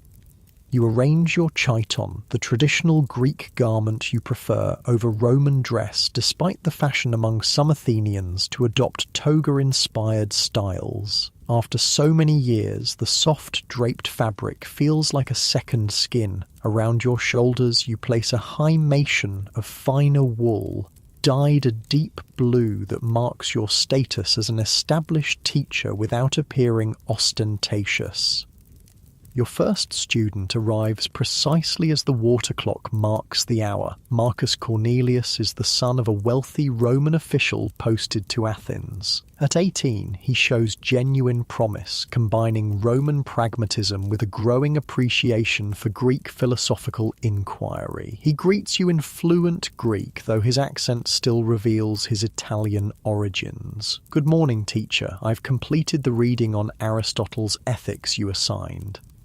"Excellent, Marcus. We'll discuss it once the others arrive." More students filter in over the next quarter hour, a mix of Greeks and Romans, mostly young men, but including 2 Greek women from prominent Athenian families. Your class reflects the cosmopolitan nature of Athens under Hadrian's rule, where cultural boundaries blur and intellectual pursuit unites people of different backgrounds.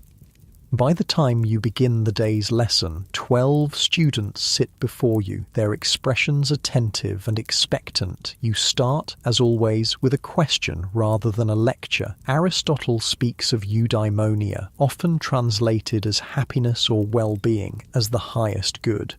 But is this the same as pleasure? Can one live a good life without pleasure? Consider this carefully.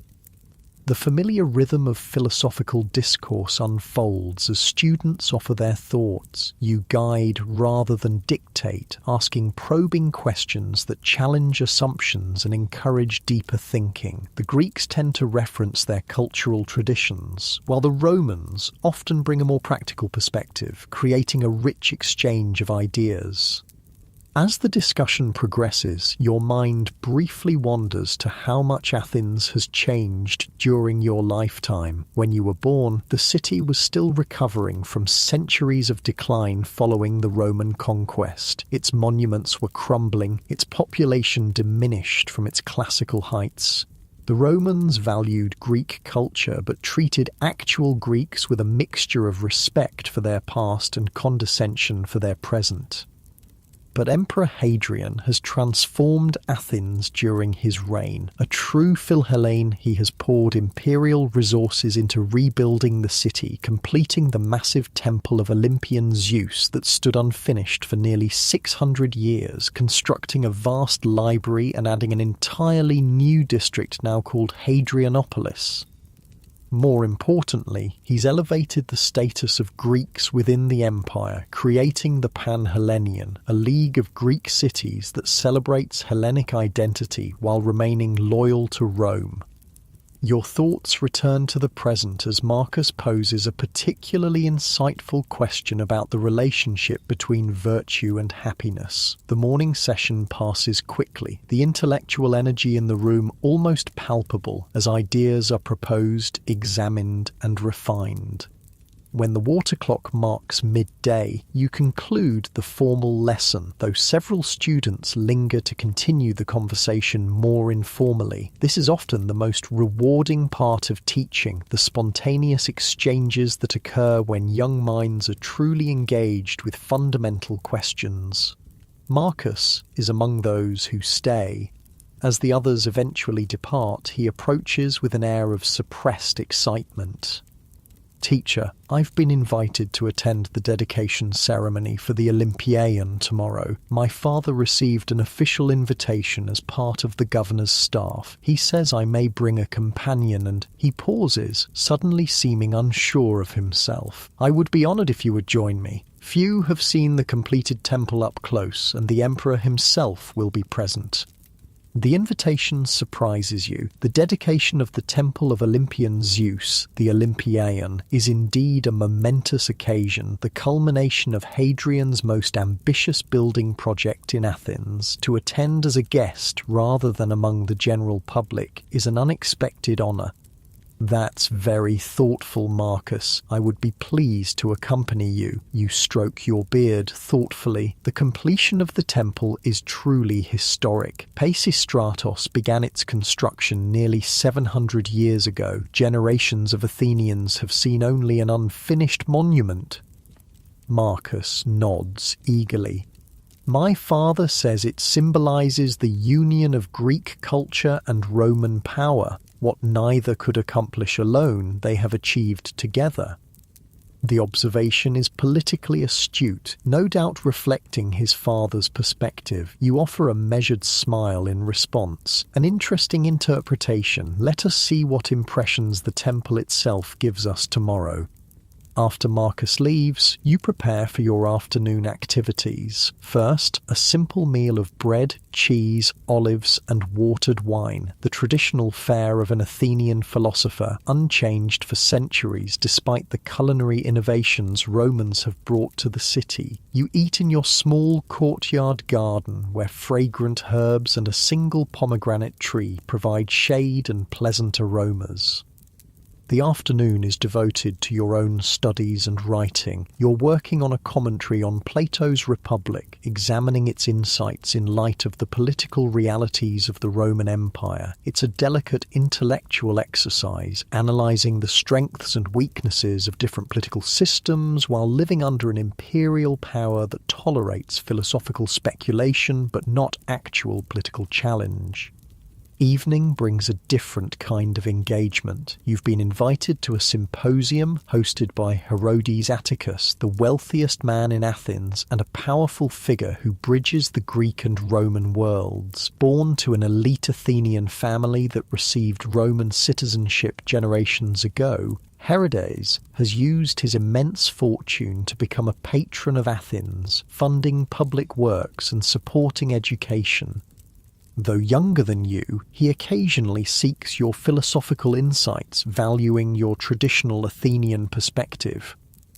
The walk to Herodes' mansion takes you through the heart of Athens as the day cools toward evening. You pass the ancient agora, where Socrates once questioned his fellow citizens, now restored and enhanced with new buildings funded by Roman emperors. The Acropolis rises to your left, the Parthenon still the defining symbol of Athens despite the newer Roman-funded structures around it.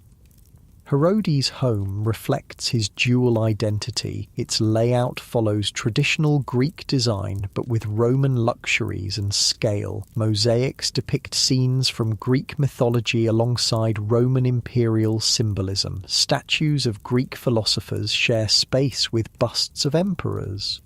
The staff who greet guests switch effortlessly between Greek and Latin. The evening's gathering includes about 20 guests, Athenian intellectuals, Roman officials, and visiting dignitaries from other eastern provinces. The format follows the Greek symposium tradition, but with modifications reflecting Roman influence. Rather than reclining exclusively on couches, as in the ancient Greek style, some guests sit on chairs around tables in the Roman fashion. The wine is still diluted with water as Greeks prefer, but exotic Roman dishes supplement traditional Greek fare. Conversation flows easily among this cosmopolitan group, shifting between Greek and Latin depending on the speaker and topic. You participate actively but carefully, aware that in this mixed company, philosophical discussions inevitably touch on political realities. When someone mentions Hadrian's upcoming visit, the talk becomes more animated. They say he'll be initiated into the Eleusinian mysteries during this stay, remarks an Athenian archon, referring to the ancient secret religious rites that have continued under Roman rule. The first emperor to receive full initiation, adds a Roman official, a great honour for him and recognition of his Philhellenism. And a clever political move, observes a visiting philosopher from Alexandria. By embracing Greek religious traditions, he strengthens his position in the eastern provinces. You listen more than you speak as the conversation continues, noting how these perspectives reveal the complex relationship between Greeks and Romans after nearly 3 centuries of imperial rule. For the Romans, appreciating Greek culture demonstrates their sophistication and legitimizes their power. For the Greeks, Roman patronage provides material benefits and a degree of cultural recognition, even if political independence remains a distant memory. The symposium continues late into the evening with musical performances and poetry recitations following the meal. By the time you walk home under a canopy of stars, your mind is full of the day's intellectual stimulation, from your morning class to the evening's wide-ranging discussions. Sleep comes easily after such a full day, but your dreams are vivid, a common occurrence before significant events. You see the Acropolis as it might have looked in its classical prime, then watch as it transforms, Roman elements blending with Greek, neither completely displacing the other but creating something new, just as Athens itself has done. Morning arrives with clear skies, a favourable omen for the temple dedication. You dress with special care in your finest chiton and himation, attire that respects both the religious nature of the ceremony and the imperial presence. As a final touch, you place a simple olive wreath on your head, marking you as a philosopher of the traditional Athenian schools. Marcus arrives at your home shortly after sunrise, wearing the toga praetexta that indicates his status as the son of a Roman official. Despite his formal Roman appearance, his excitement has a youthful, universal quality that transcends cultural differences. "You look very Roman today," you observe with a gentle smile as you walk together toward the temple district. He glances down at his toga, adjusting its drape self-consciously. Father insisted. He says we represent Rome on this occasion. He looks at your distinctly Greek attire. And you represent Athens, I suppose. I represent myself, you correct mildly. But yes, in a way I carry a tradition with me. That's the privilege and burden of age. You become a living connection to the past. The streets grow increasingly crowded as you approach the temple precinct. The dedication has drawn people from throughout Greece and beyond, creating a festival atmosphere. Street vendors sell food, drinks, and small commemorative tokens. Musicians perform traditional Greek tunes. The scent of incense mingles with cooking smells and the distinctive odour of a large crowd on a warm day. Marcus leads you to a checkpoint where Roman guards verify your invitation. Beyond it lies a less crowded area reserved for official guests. Here, the elite of the eastern provinces mingle with Roman officials, all positioning themselves for the best view of the upcoming ceremony. "There's my father," Marcus says, nodding toward a group of toga-clad men standing near the temple entrance. "I should join him. Will you be all right on your own?"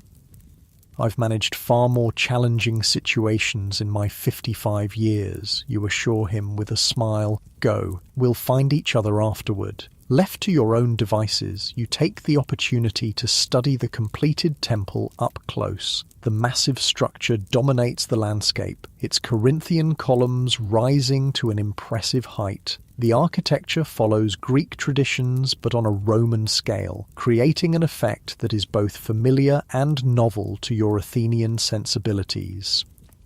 The gleaming white marble catches the morning light, almost painfully bright against the clear blue sky. Detailed carvings adorn the pediments and frieze, depicting scenes from Greek mythology executed with technical perfection. Gold accents catch the light, adding touches of warm brilliance to the predominantly white structure. As you contemplate the temple, a voice speaks near your shoulder in Latin-accented Greek. Impressive, isn't it? Though perhaps a bit excessive for Athenian taste.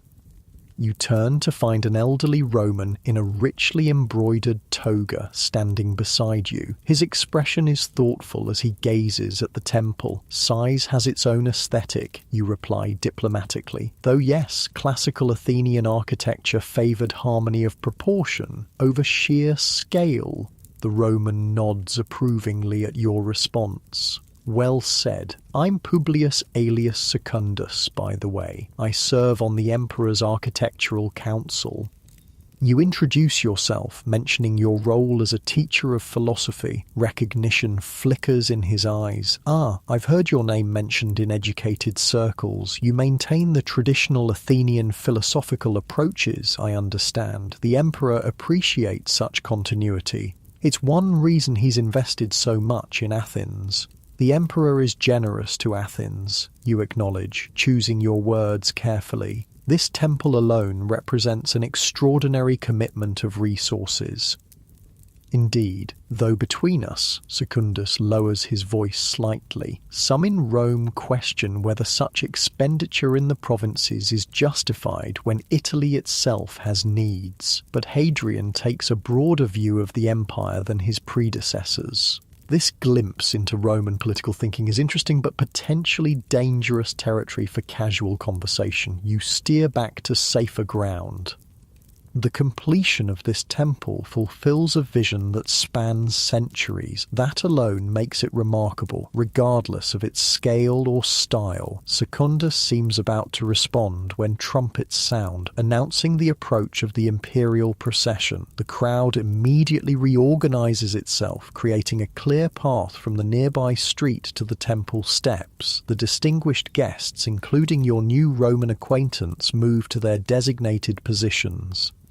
From your excellent vantage point, you watch as the procession comes into view. First come the lictors with their fasces, the traditional symbols of Roman authority. Behind them march Praetorian guards in gleaming armour, followed by various officials and priests. The Athenian archons follow, wearing traditional Greek garments but with Roman insignia indicating their officially recognised status. Then comes Hadrian himself, walking rather than being carried in a litter as some emperors might. He wears a purple-bordered toga and a crown of gold laurel leaves, but otherwise his appearance is relatively modest compared to the opulence of his predecessors. At 52, he is still vigorous, his beard full in the Greek philosophical style he has popularized among Romans. What strikes you most as he passes is his expression, genuinely engaged, observant, appreciative of his surroundings. Unlike some Roman officials who view provincial visits as a tedious obligation, Hadrian seems truly present in Athens. Perhaps this explains his popularity here, beyond the material benefits his patronage has brought.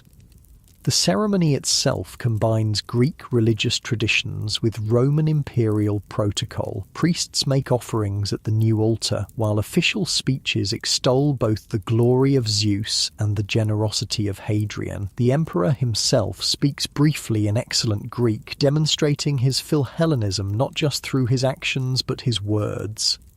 As the formal dedication concludes, Hadrian announces additional benefactions for Athens, funding for schools, restoration of older monuments, grain distributions for the poor. Each pronouncement is met with enthusiastic applause, especially from the general public gathered beyond the official enclosure. The ceremony complete, the crowd begins to disperse. You catch sight of Marcus making his way toward you through the milling dignitaries. "Wasn't it magnificent?" he asks, his youthful enthusiasm undiminished by the lengthy proceedings. "Father says the emperor will visit the academy tomorrow. Perhaps he'll stop at our school as well." "That seems unlikely," you reply gently. "The emperor's schedule must be extremely full." But the academy visit makes sense. It connects him to Plato's legacy.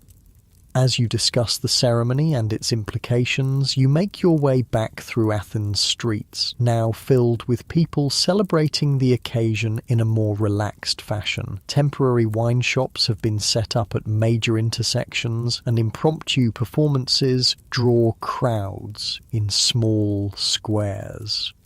"Athens feels alive today," Marcus observes, "more like I imagine it was in its golden age."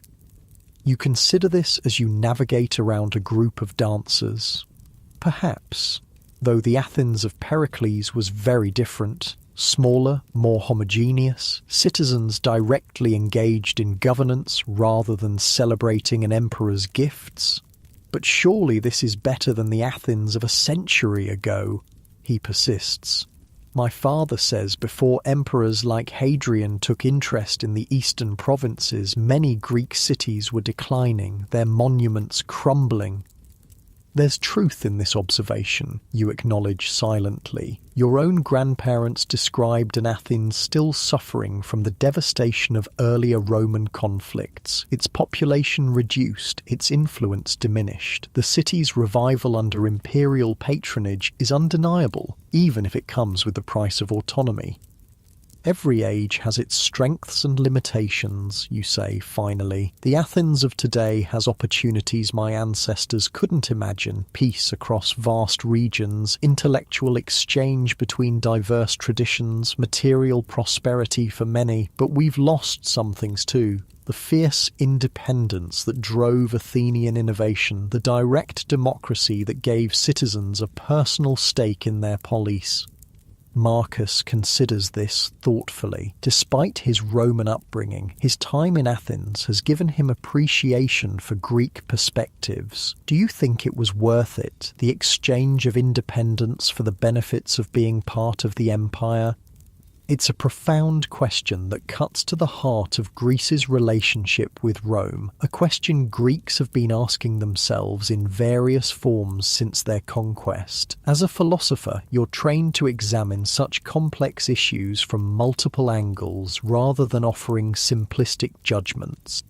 "That depends on what one values most," you reply. "For those who prize political self-determination above all else, no material benefits could compensate for its loss. For those who value security, prosperity, and cultural continuity, Roman rule has provided advantages that an independent but vulnerable Greece might not have maintained. And you, teacher, what do you value most?" You smile at his directness. I value wisdom, which includes recognizing the world as it is while imagining how it might be better. Greece under Roman rule is our reality, and a wise person works within that reality while preserving what is most precious from our traditions. The conversation continues as you reach your home, where Marcus takes his leave, promising to return for tomorrow's lesson. You spend the evening reflecting on the day's events, recording your observations of the ceremony and the emperor in your personal journal, notes that might inform your philosophical writings or simply preserve your impressions for future reflection. As night falls, you sit in your courtyard, listening to the sounds of celebration still echoing through Athens' streets. The completion of the Olympieion marks another step in the city's transformation under Roman influence, neither fully the classical Athens of history nor simply another Roman provincial centre, but something unique to this moment in time.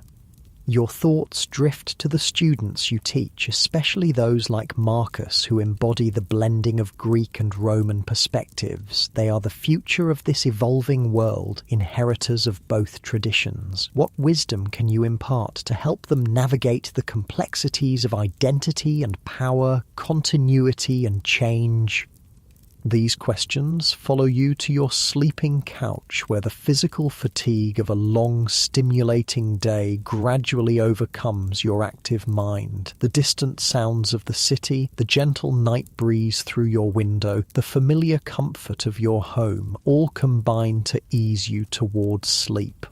As consciousness begins to fade, your last thoughts are of the Olympieion, standing complete after 7 centuries, a monument that embodies both the endurance of Greek aspirations and the transformative impact of Roman power. Like Athens itself, it tells a story of conquest and adaptation, loss and renewal, ending and beginning, all flowing together in the river of time that carries you gently into dreams. The morning bells of Hagia Sophia echo across Constantinople, their bronze voices calling the faithful to prayer. You pause in your writing, lifting your eyes from the parchment to gaze out the window at the city spread below, a magnificent panorama of domes, spires, and palaces gleaming in the early light. The sea beyond sparkles like scattered gems, dotted with ships from every corner of the known world. The year is 532 AD, and you are a Greek scholar in the imperial court of Emperor Justinian I. At 45, you've risen to become one of the emperor's trusted advisors on matters of law, history, and classical learning. Your spacious study in the palace complex offers this breathtaking view of the city that Romans now call Nova Roma, New Rome, though most people use its older name, Constantinople. You set down your quill and stretch your fingers, stiff from hours of careful writing. The manuscript before you is part of a monumental project, the codification of Roman law that Justinian has commissioned. For 2 years now, you've been working with a team of legal scholars to collect, organise and clarify centuries of Roman legal precedent into what will eventually be called the Corpus Juris Civilis, the body of civil law. It's exacting work that requires not only legal knowledge but also a command of both Latin and Greek. The final texts will be in Latin, the traditional language of Roman law, but many of the discussions and drafts are in Greek, which has become the predominant language of the Eastern Empire. This linguistic duality is just one example of how the empire you serve is both deeply Roman and fundamentally Greek.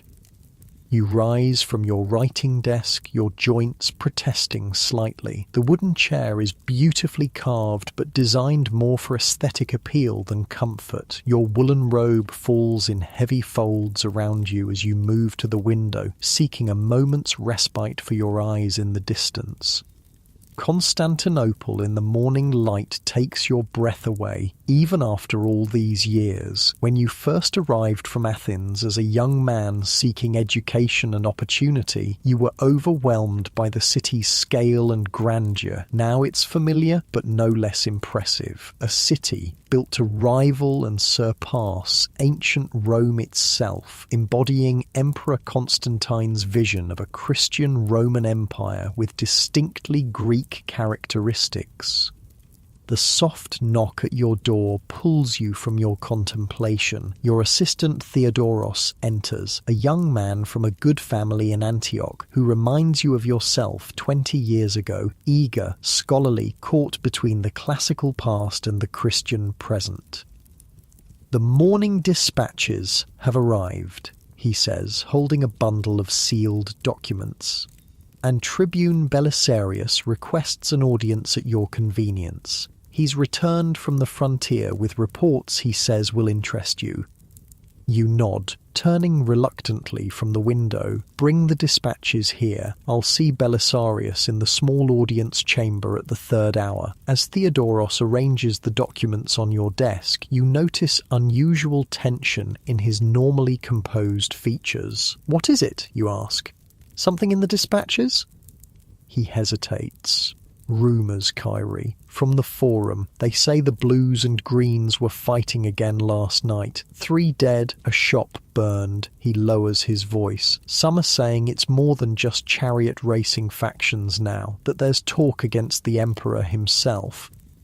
You frown. The rivalry between the Blues and Greens, ostensibly supporters of different chariot racing teams, has increasingly become a vehicle for political and religious disputes. What began centuries ago as simple sports fandom has evolved into something more complex and dangerous in the densely packed, politically charged atmosphere of Constantinople.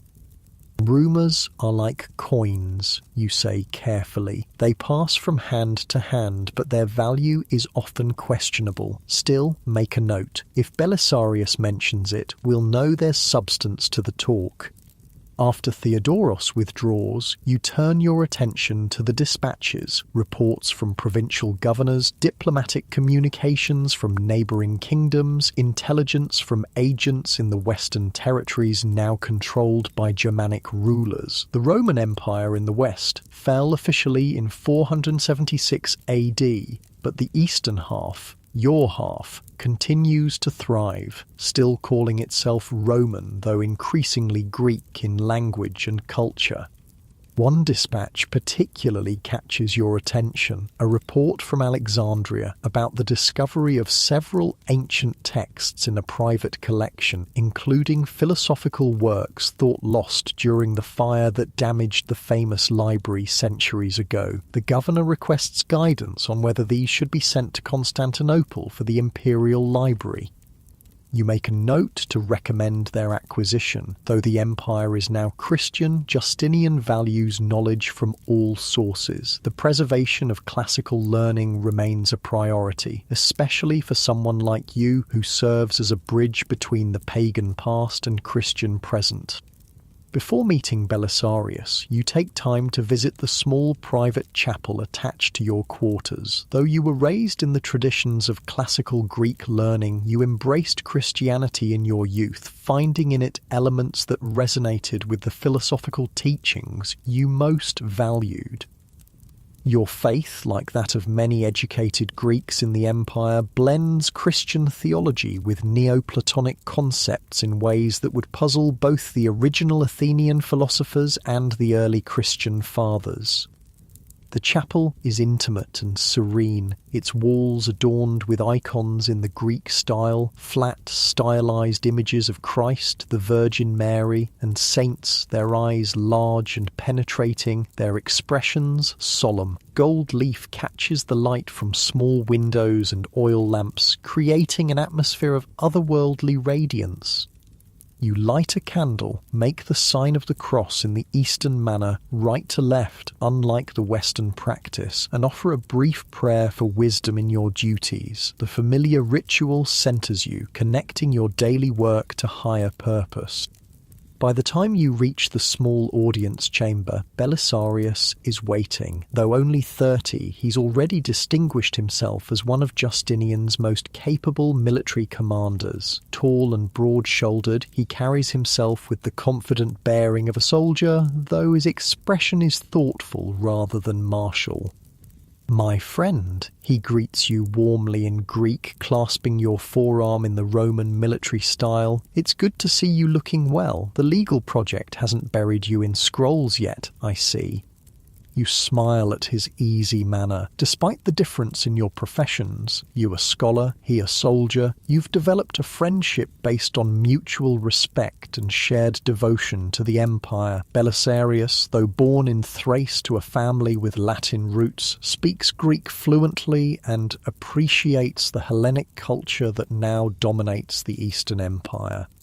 "Not yet, though some days it's a close thing," you reply. "Come, sit. Tell me what brings you from the frontier." Theodoros mentioned the situation in the city. Belisarius's expression grows serious as he takes a seat opposite you. "Yes, that's part of why I'm here. The unrest is worse than most realise. The Blues and Greens have found common cause against new tax policies. There's talk of riot, perhaps even rebellion." You feel a chill despite the warm spring air. Constantinople has seen its share of urban violence, but coordinated political unrest could threaten the stability Justinian has worked so hard to establish. And the frontier, you ask, knowing there must be more to his visit. "Secure for now," he leans forward, "but I've come with a proposal for the emperor that concerns both our areas of expertise. Justinian dreams of reconquest, of reclaiming the western territories and reuniting the empire. I believe it's possible, starting with North Africa, then Italy itself." The ambition of this plan takes your breath away. The Western Empire has been under Germanic rule for over 50 years. Italy, the original heart of Rome, is controlled by the Ostrogoths. North Africa, once Rome's breadbasket, belongs to the Vandals. Reclaiming these territories would be monumental, a reversal of what many consider the inevitable decline of Roman power. And how do I factor into this grand strategy, you ask, though you begin to see the connection? Your work on the legal codex, Belisarius explains, it's not just an academic exercise. By clarifying and preserving Roman law, you're creating the administrative foundation for reconquest. We need more than military victory. We need to re-establish Roman governance in territories that have adapted to barbarian rule for generations. The perspective surprises you, though it shouldn't. Belisarius has always understood that conquest requires more than military might. The Romans succeeded not just because they won battles, but because they built roads, established laws, and created administrative systems that integrated conquered peoples into the empire. Your conversation continues, touching on military strategy, legal principles, and the complex politics of the imperial court. Belisarius reveals that he has already discussed preliminary plans with Justinian, who is receptive but cautious, aware of the resources such an ambitious campaign would require. As your meeting concludes, Belisarius pauses at the door. "There's one more thing you should know. The Empress is particularly supportive of the reconquest plans." This information is significant. Theodora, Justinian's wife, wields considerable influence despite, or perhaps because of, her unconventional background. Born to a bearkeeper at the Hippodrome and formerly an actress, a profession then associated with moral laxity, she rose to become perhaps the most powerful woman in the empire's history. Her intelligence and determination match her legendary beauty, and Justinian relies heavily on her counsel. That may prove decisive, you acknowledge. The emperor rarely acts against her judgment. After Belisarius departs, you return to your study, your mind now occupied with larger concerns than the morning's legal manuscripts. The possibility of reconquest raises profound questions about the nature and future of the empire you serve. Is it still truly Roman, despite its increasingly Greek character? Would reclaiming the Western territories strengthen this Roman identity, or simply stretch resources too thin? And what would reconnection with the Latin West mean for the Hellenic culture that has flourished in the East? These questions accompany you through the rest of your day's duties, reviewing legal translations, attending a meeting of Justinian's advisory council, and supervising scribes copying finalized sections of the legal codex. By evening, you're mentally exhausted, but still restless with the implications of Belisarius's visit. Rather than retiring directly to your quarters, you decide to walk along the palace portico that overlooks the city. The evening air is pleasant, carrying the mingled scents of the sea, cooking fires and distant gardens. Below, Constantinople transitions from day to night. Lamps being lit in wealthier homes, the streets gradually emptying as curfew approaches, the calls of street vendors replaced by the occasional shout of night watchmen.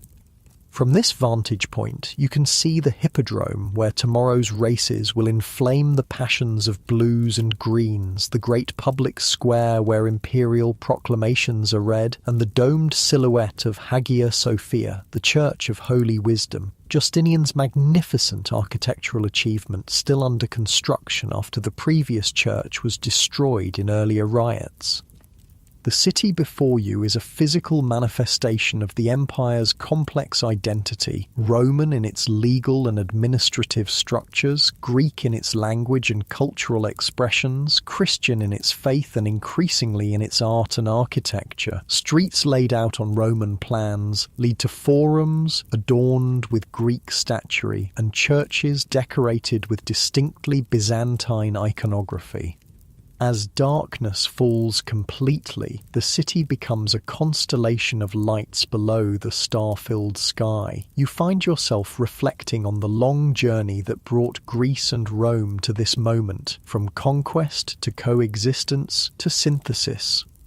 When Roman legions first defeated the Macedonian phalanx at Cynocephalae in 197 BC, who could have imagined that Greek culture would so thoroughly permeate Roman society? When Augustus defeated Antony and Cleopatra at Actium in 31 BC, consolidating Roman control over the Hellenistic East, who would have predicted that Greek would one day become the predominant language of the surviving Roman Empire?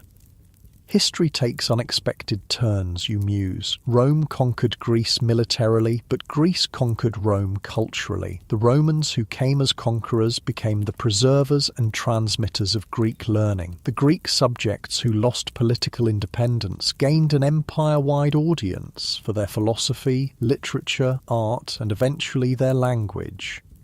And now this Greco-Roman synthesis faces new challenges and opportunities. The Western territories have been lost, but perhaps not permanently. The old pagan religions have given way to Christianity, but classical learning continues under Christian patronage. The Latin language has receded in the East, but Roman law and administrative systems remain foundational. Lost in these thoughts, you barely notice the servant who respectfully approaches to remind you of the late hour. You nod acknowledgement and turn toward your quarters, your mind still tracing the intricate patterns of cultural evolution that have shaped your world. Your sleeping chamber is comfortable but not ostentatious, reflecting your status as a high-ranking imperial advisor without the extravagance that might seem unseemly for a man of learning. A large bed with a feather mattress and silk coverings occupies one wall. Shelves hold your personal collection of books, codices rather than scrolls, the newer format that has largely replaced the ancient way of preserving texts. An icon of Christ Pantocrator, Christ the All-Ruler, watches over the room from the eastern wall, while a small bust of Aristotle on a pedestal represents your continued connection to the classical tradition. Your body servant has prepared the room for night, fresh water in the basin, a lamp burning low, the bed turned down invitingly. You dismiss him with a word of thanks, preferring solitude for your evening prayers and reflection. As you prepare for sleep, removing your formal robes and washing the day's dust from your face and hands, your thoughts return to Belisarius's proposal. If Justinian attempts to reconquer the Western territories, you'll likely play a significant role, not on the battlefield, but in the administrative reconstruction that would follow military victory. Your work on the legal codex would provide the framework for re-establishing Roman governance in regions that have developed their own systems under Germanic rule. It would be the ultimate test of whether the empire is still truly Roman despite its evolution, whether it can reintegrate territories that have diverged culturally, linguistically, and politically for generations. The challenge is enormous, but the potential reward is the restoration of a unified Mediterranean world under Roman law, Greek culture, and Christian faith. You extinguish the lamp and lie back on your bed, allowing your body to relax into the soft mattress. Through the window, you can see a slice of night sky, the stars seemingly suspended in the darkness like distant lamps. Your breathing slows, and your mind begins the transition from active thought to the gentler rhythms of pre-sleep contemplation. In this liminal state between wakefulness and dreams, your thoughts drift across time and space, connecting your present circumstances to the long history that preceded them. You see Athens in its golden age, the philosophical schools where Socrates, Plato, and Aristotle once taught. You see the Macedonian army under Philip and Alexander transforming the Greek world through conquest and cultural diffusion. You see Roman legions marching into Greece, bringing an end to political independence, but unwittingly becoming vessels for the spread of Hellenic ideas. These historical visions are not just abstract knowledge for you, they're part of your identity, strands in the complex tapestry of your world. You are a Greek by language and culture, a Roman by citizenship and political allegiance, a Christian by faith. Each of these identities has deep historical roots, and together they define not just you, but the entire Eastern Empire. As sleep begins to claim you more fully, your thoughts become less structured, more dreamlike. Images and sensations blend together, the gleaming dome of Hagia Sophia, the feel of parchment beneath your fingers, the sound of Greek liturgy chanted in church, the smell of incense and sea air, the taste of wine sweetened with honey. The boundaries between historical periods blur in your drowsy mind. You see the Parthenon as it looked in Pericles' time, then as it appeared after becoming a Roman temple, and finally as it exists in your own day, converted to a Christian church dedicated to the Virgin Mary. The building remains physically the same in its essential structure, yet its meaning and purpose have transformed completely over the centuries. Is this not a metaphor for the empire itself? You wonder in that floating philosophical state that precedes dreams. The structures of Roman governance remain, but their cultural and spiritual content has evolved. The empire has reinvented itself while maintaining continuity with its past, adapting, absorbing, transforming, yet persisting. This thought brings a sense of peace as you drift closer to sleep. Whatever challenges tomorrow may bring, legal complexities, political tensions, ambitious plans for reconquest, they are merely the latest chapter in a story that spans centuries. You are part of something greater than yourself, a civilization that has survived conquest, division, religious transformation, and countless other changes by finding strength in synthesis rather than purity. Your breathing deepens, your muscles fully relaxed now. The distant sounds of the city, a dog barking, the call of a night watchman, the faint chanting from a monastery create a soothing backdrop that further lulls you toward unconsciousness. The weight of your responsibilities temporarily lifts, replaced by the comforting weight of your blankets and the knowledge that you are exactly where you should be in the flow of history. In your last moments of awareness, a final thought forms. The story of Greece and Rome is not one of conqueror and conquered, not anymore. It's a story of transformation, of cultural alchemy that created something greater than either civilization might have achieved alone. The Greco-Roman synthesis, further transformed by Christianity, has produced your world, a world with deep roots in the past and branches reaching toward an uncertain but hopeful future. This thought accompanies you into sleep, into dreams of marble columns and golden domes, of scholars and soldiers, of ancient wisdom and new faith, all blending together in the continuing story of a civilization that refuses to fade away.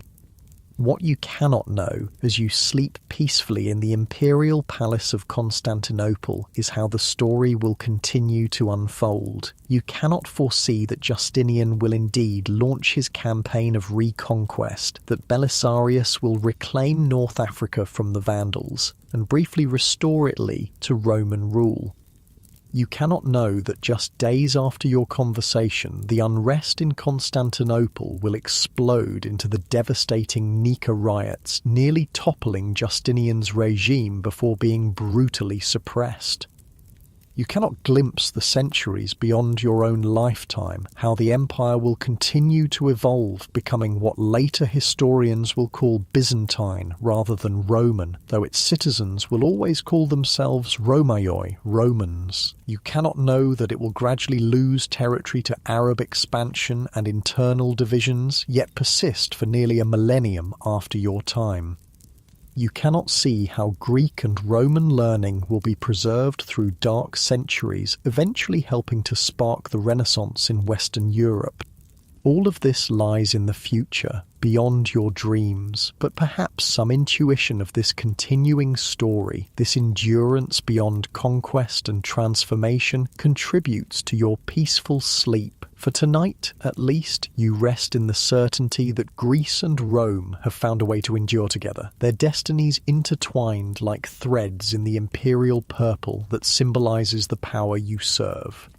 And so you sleep, a Greek scholar in a Roman empire, dreaming perhaps of Plato's Republic or Cicero's Orations or the Psalms of David, all part of the cultural inheritance that conquest could not erase but only transform. Your breathing matches the eternal rhythm of the nearby sea that connected Greece and Rome in ancient times and still binds together the Mediterranean world.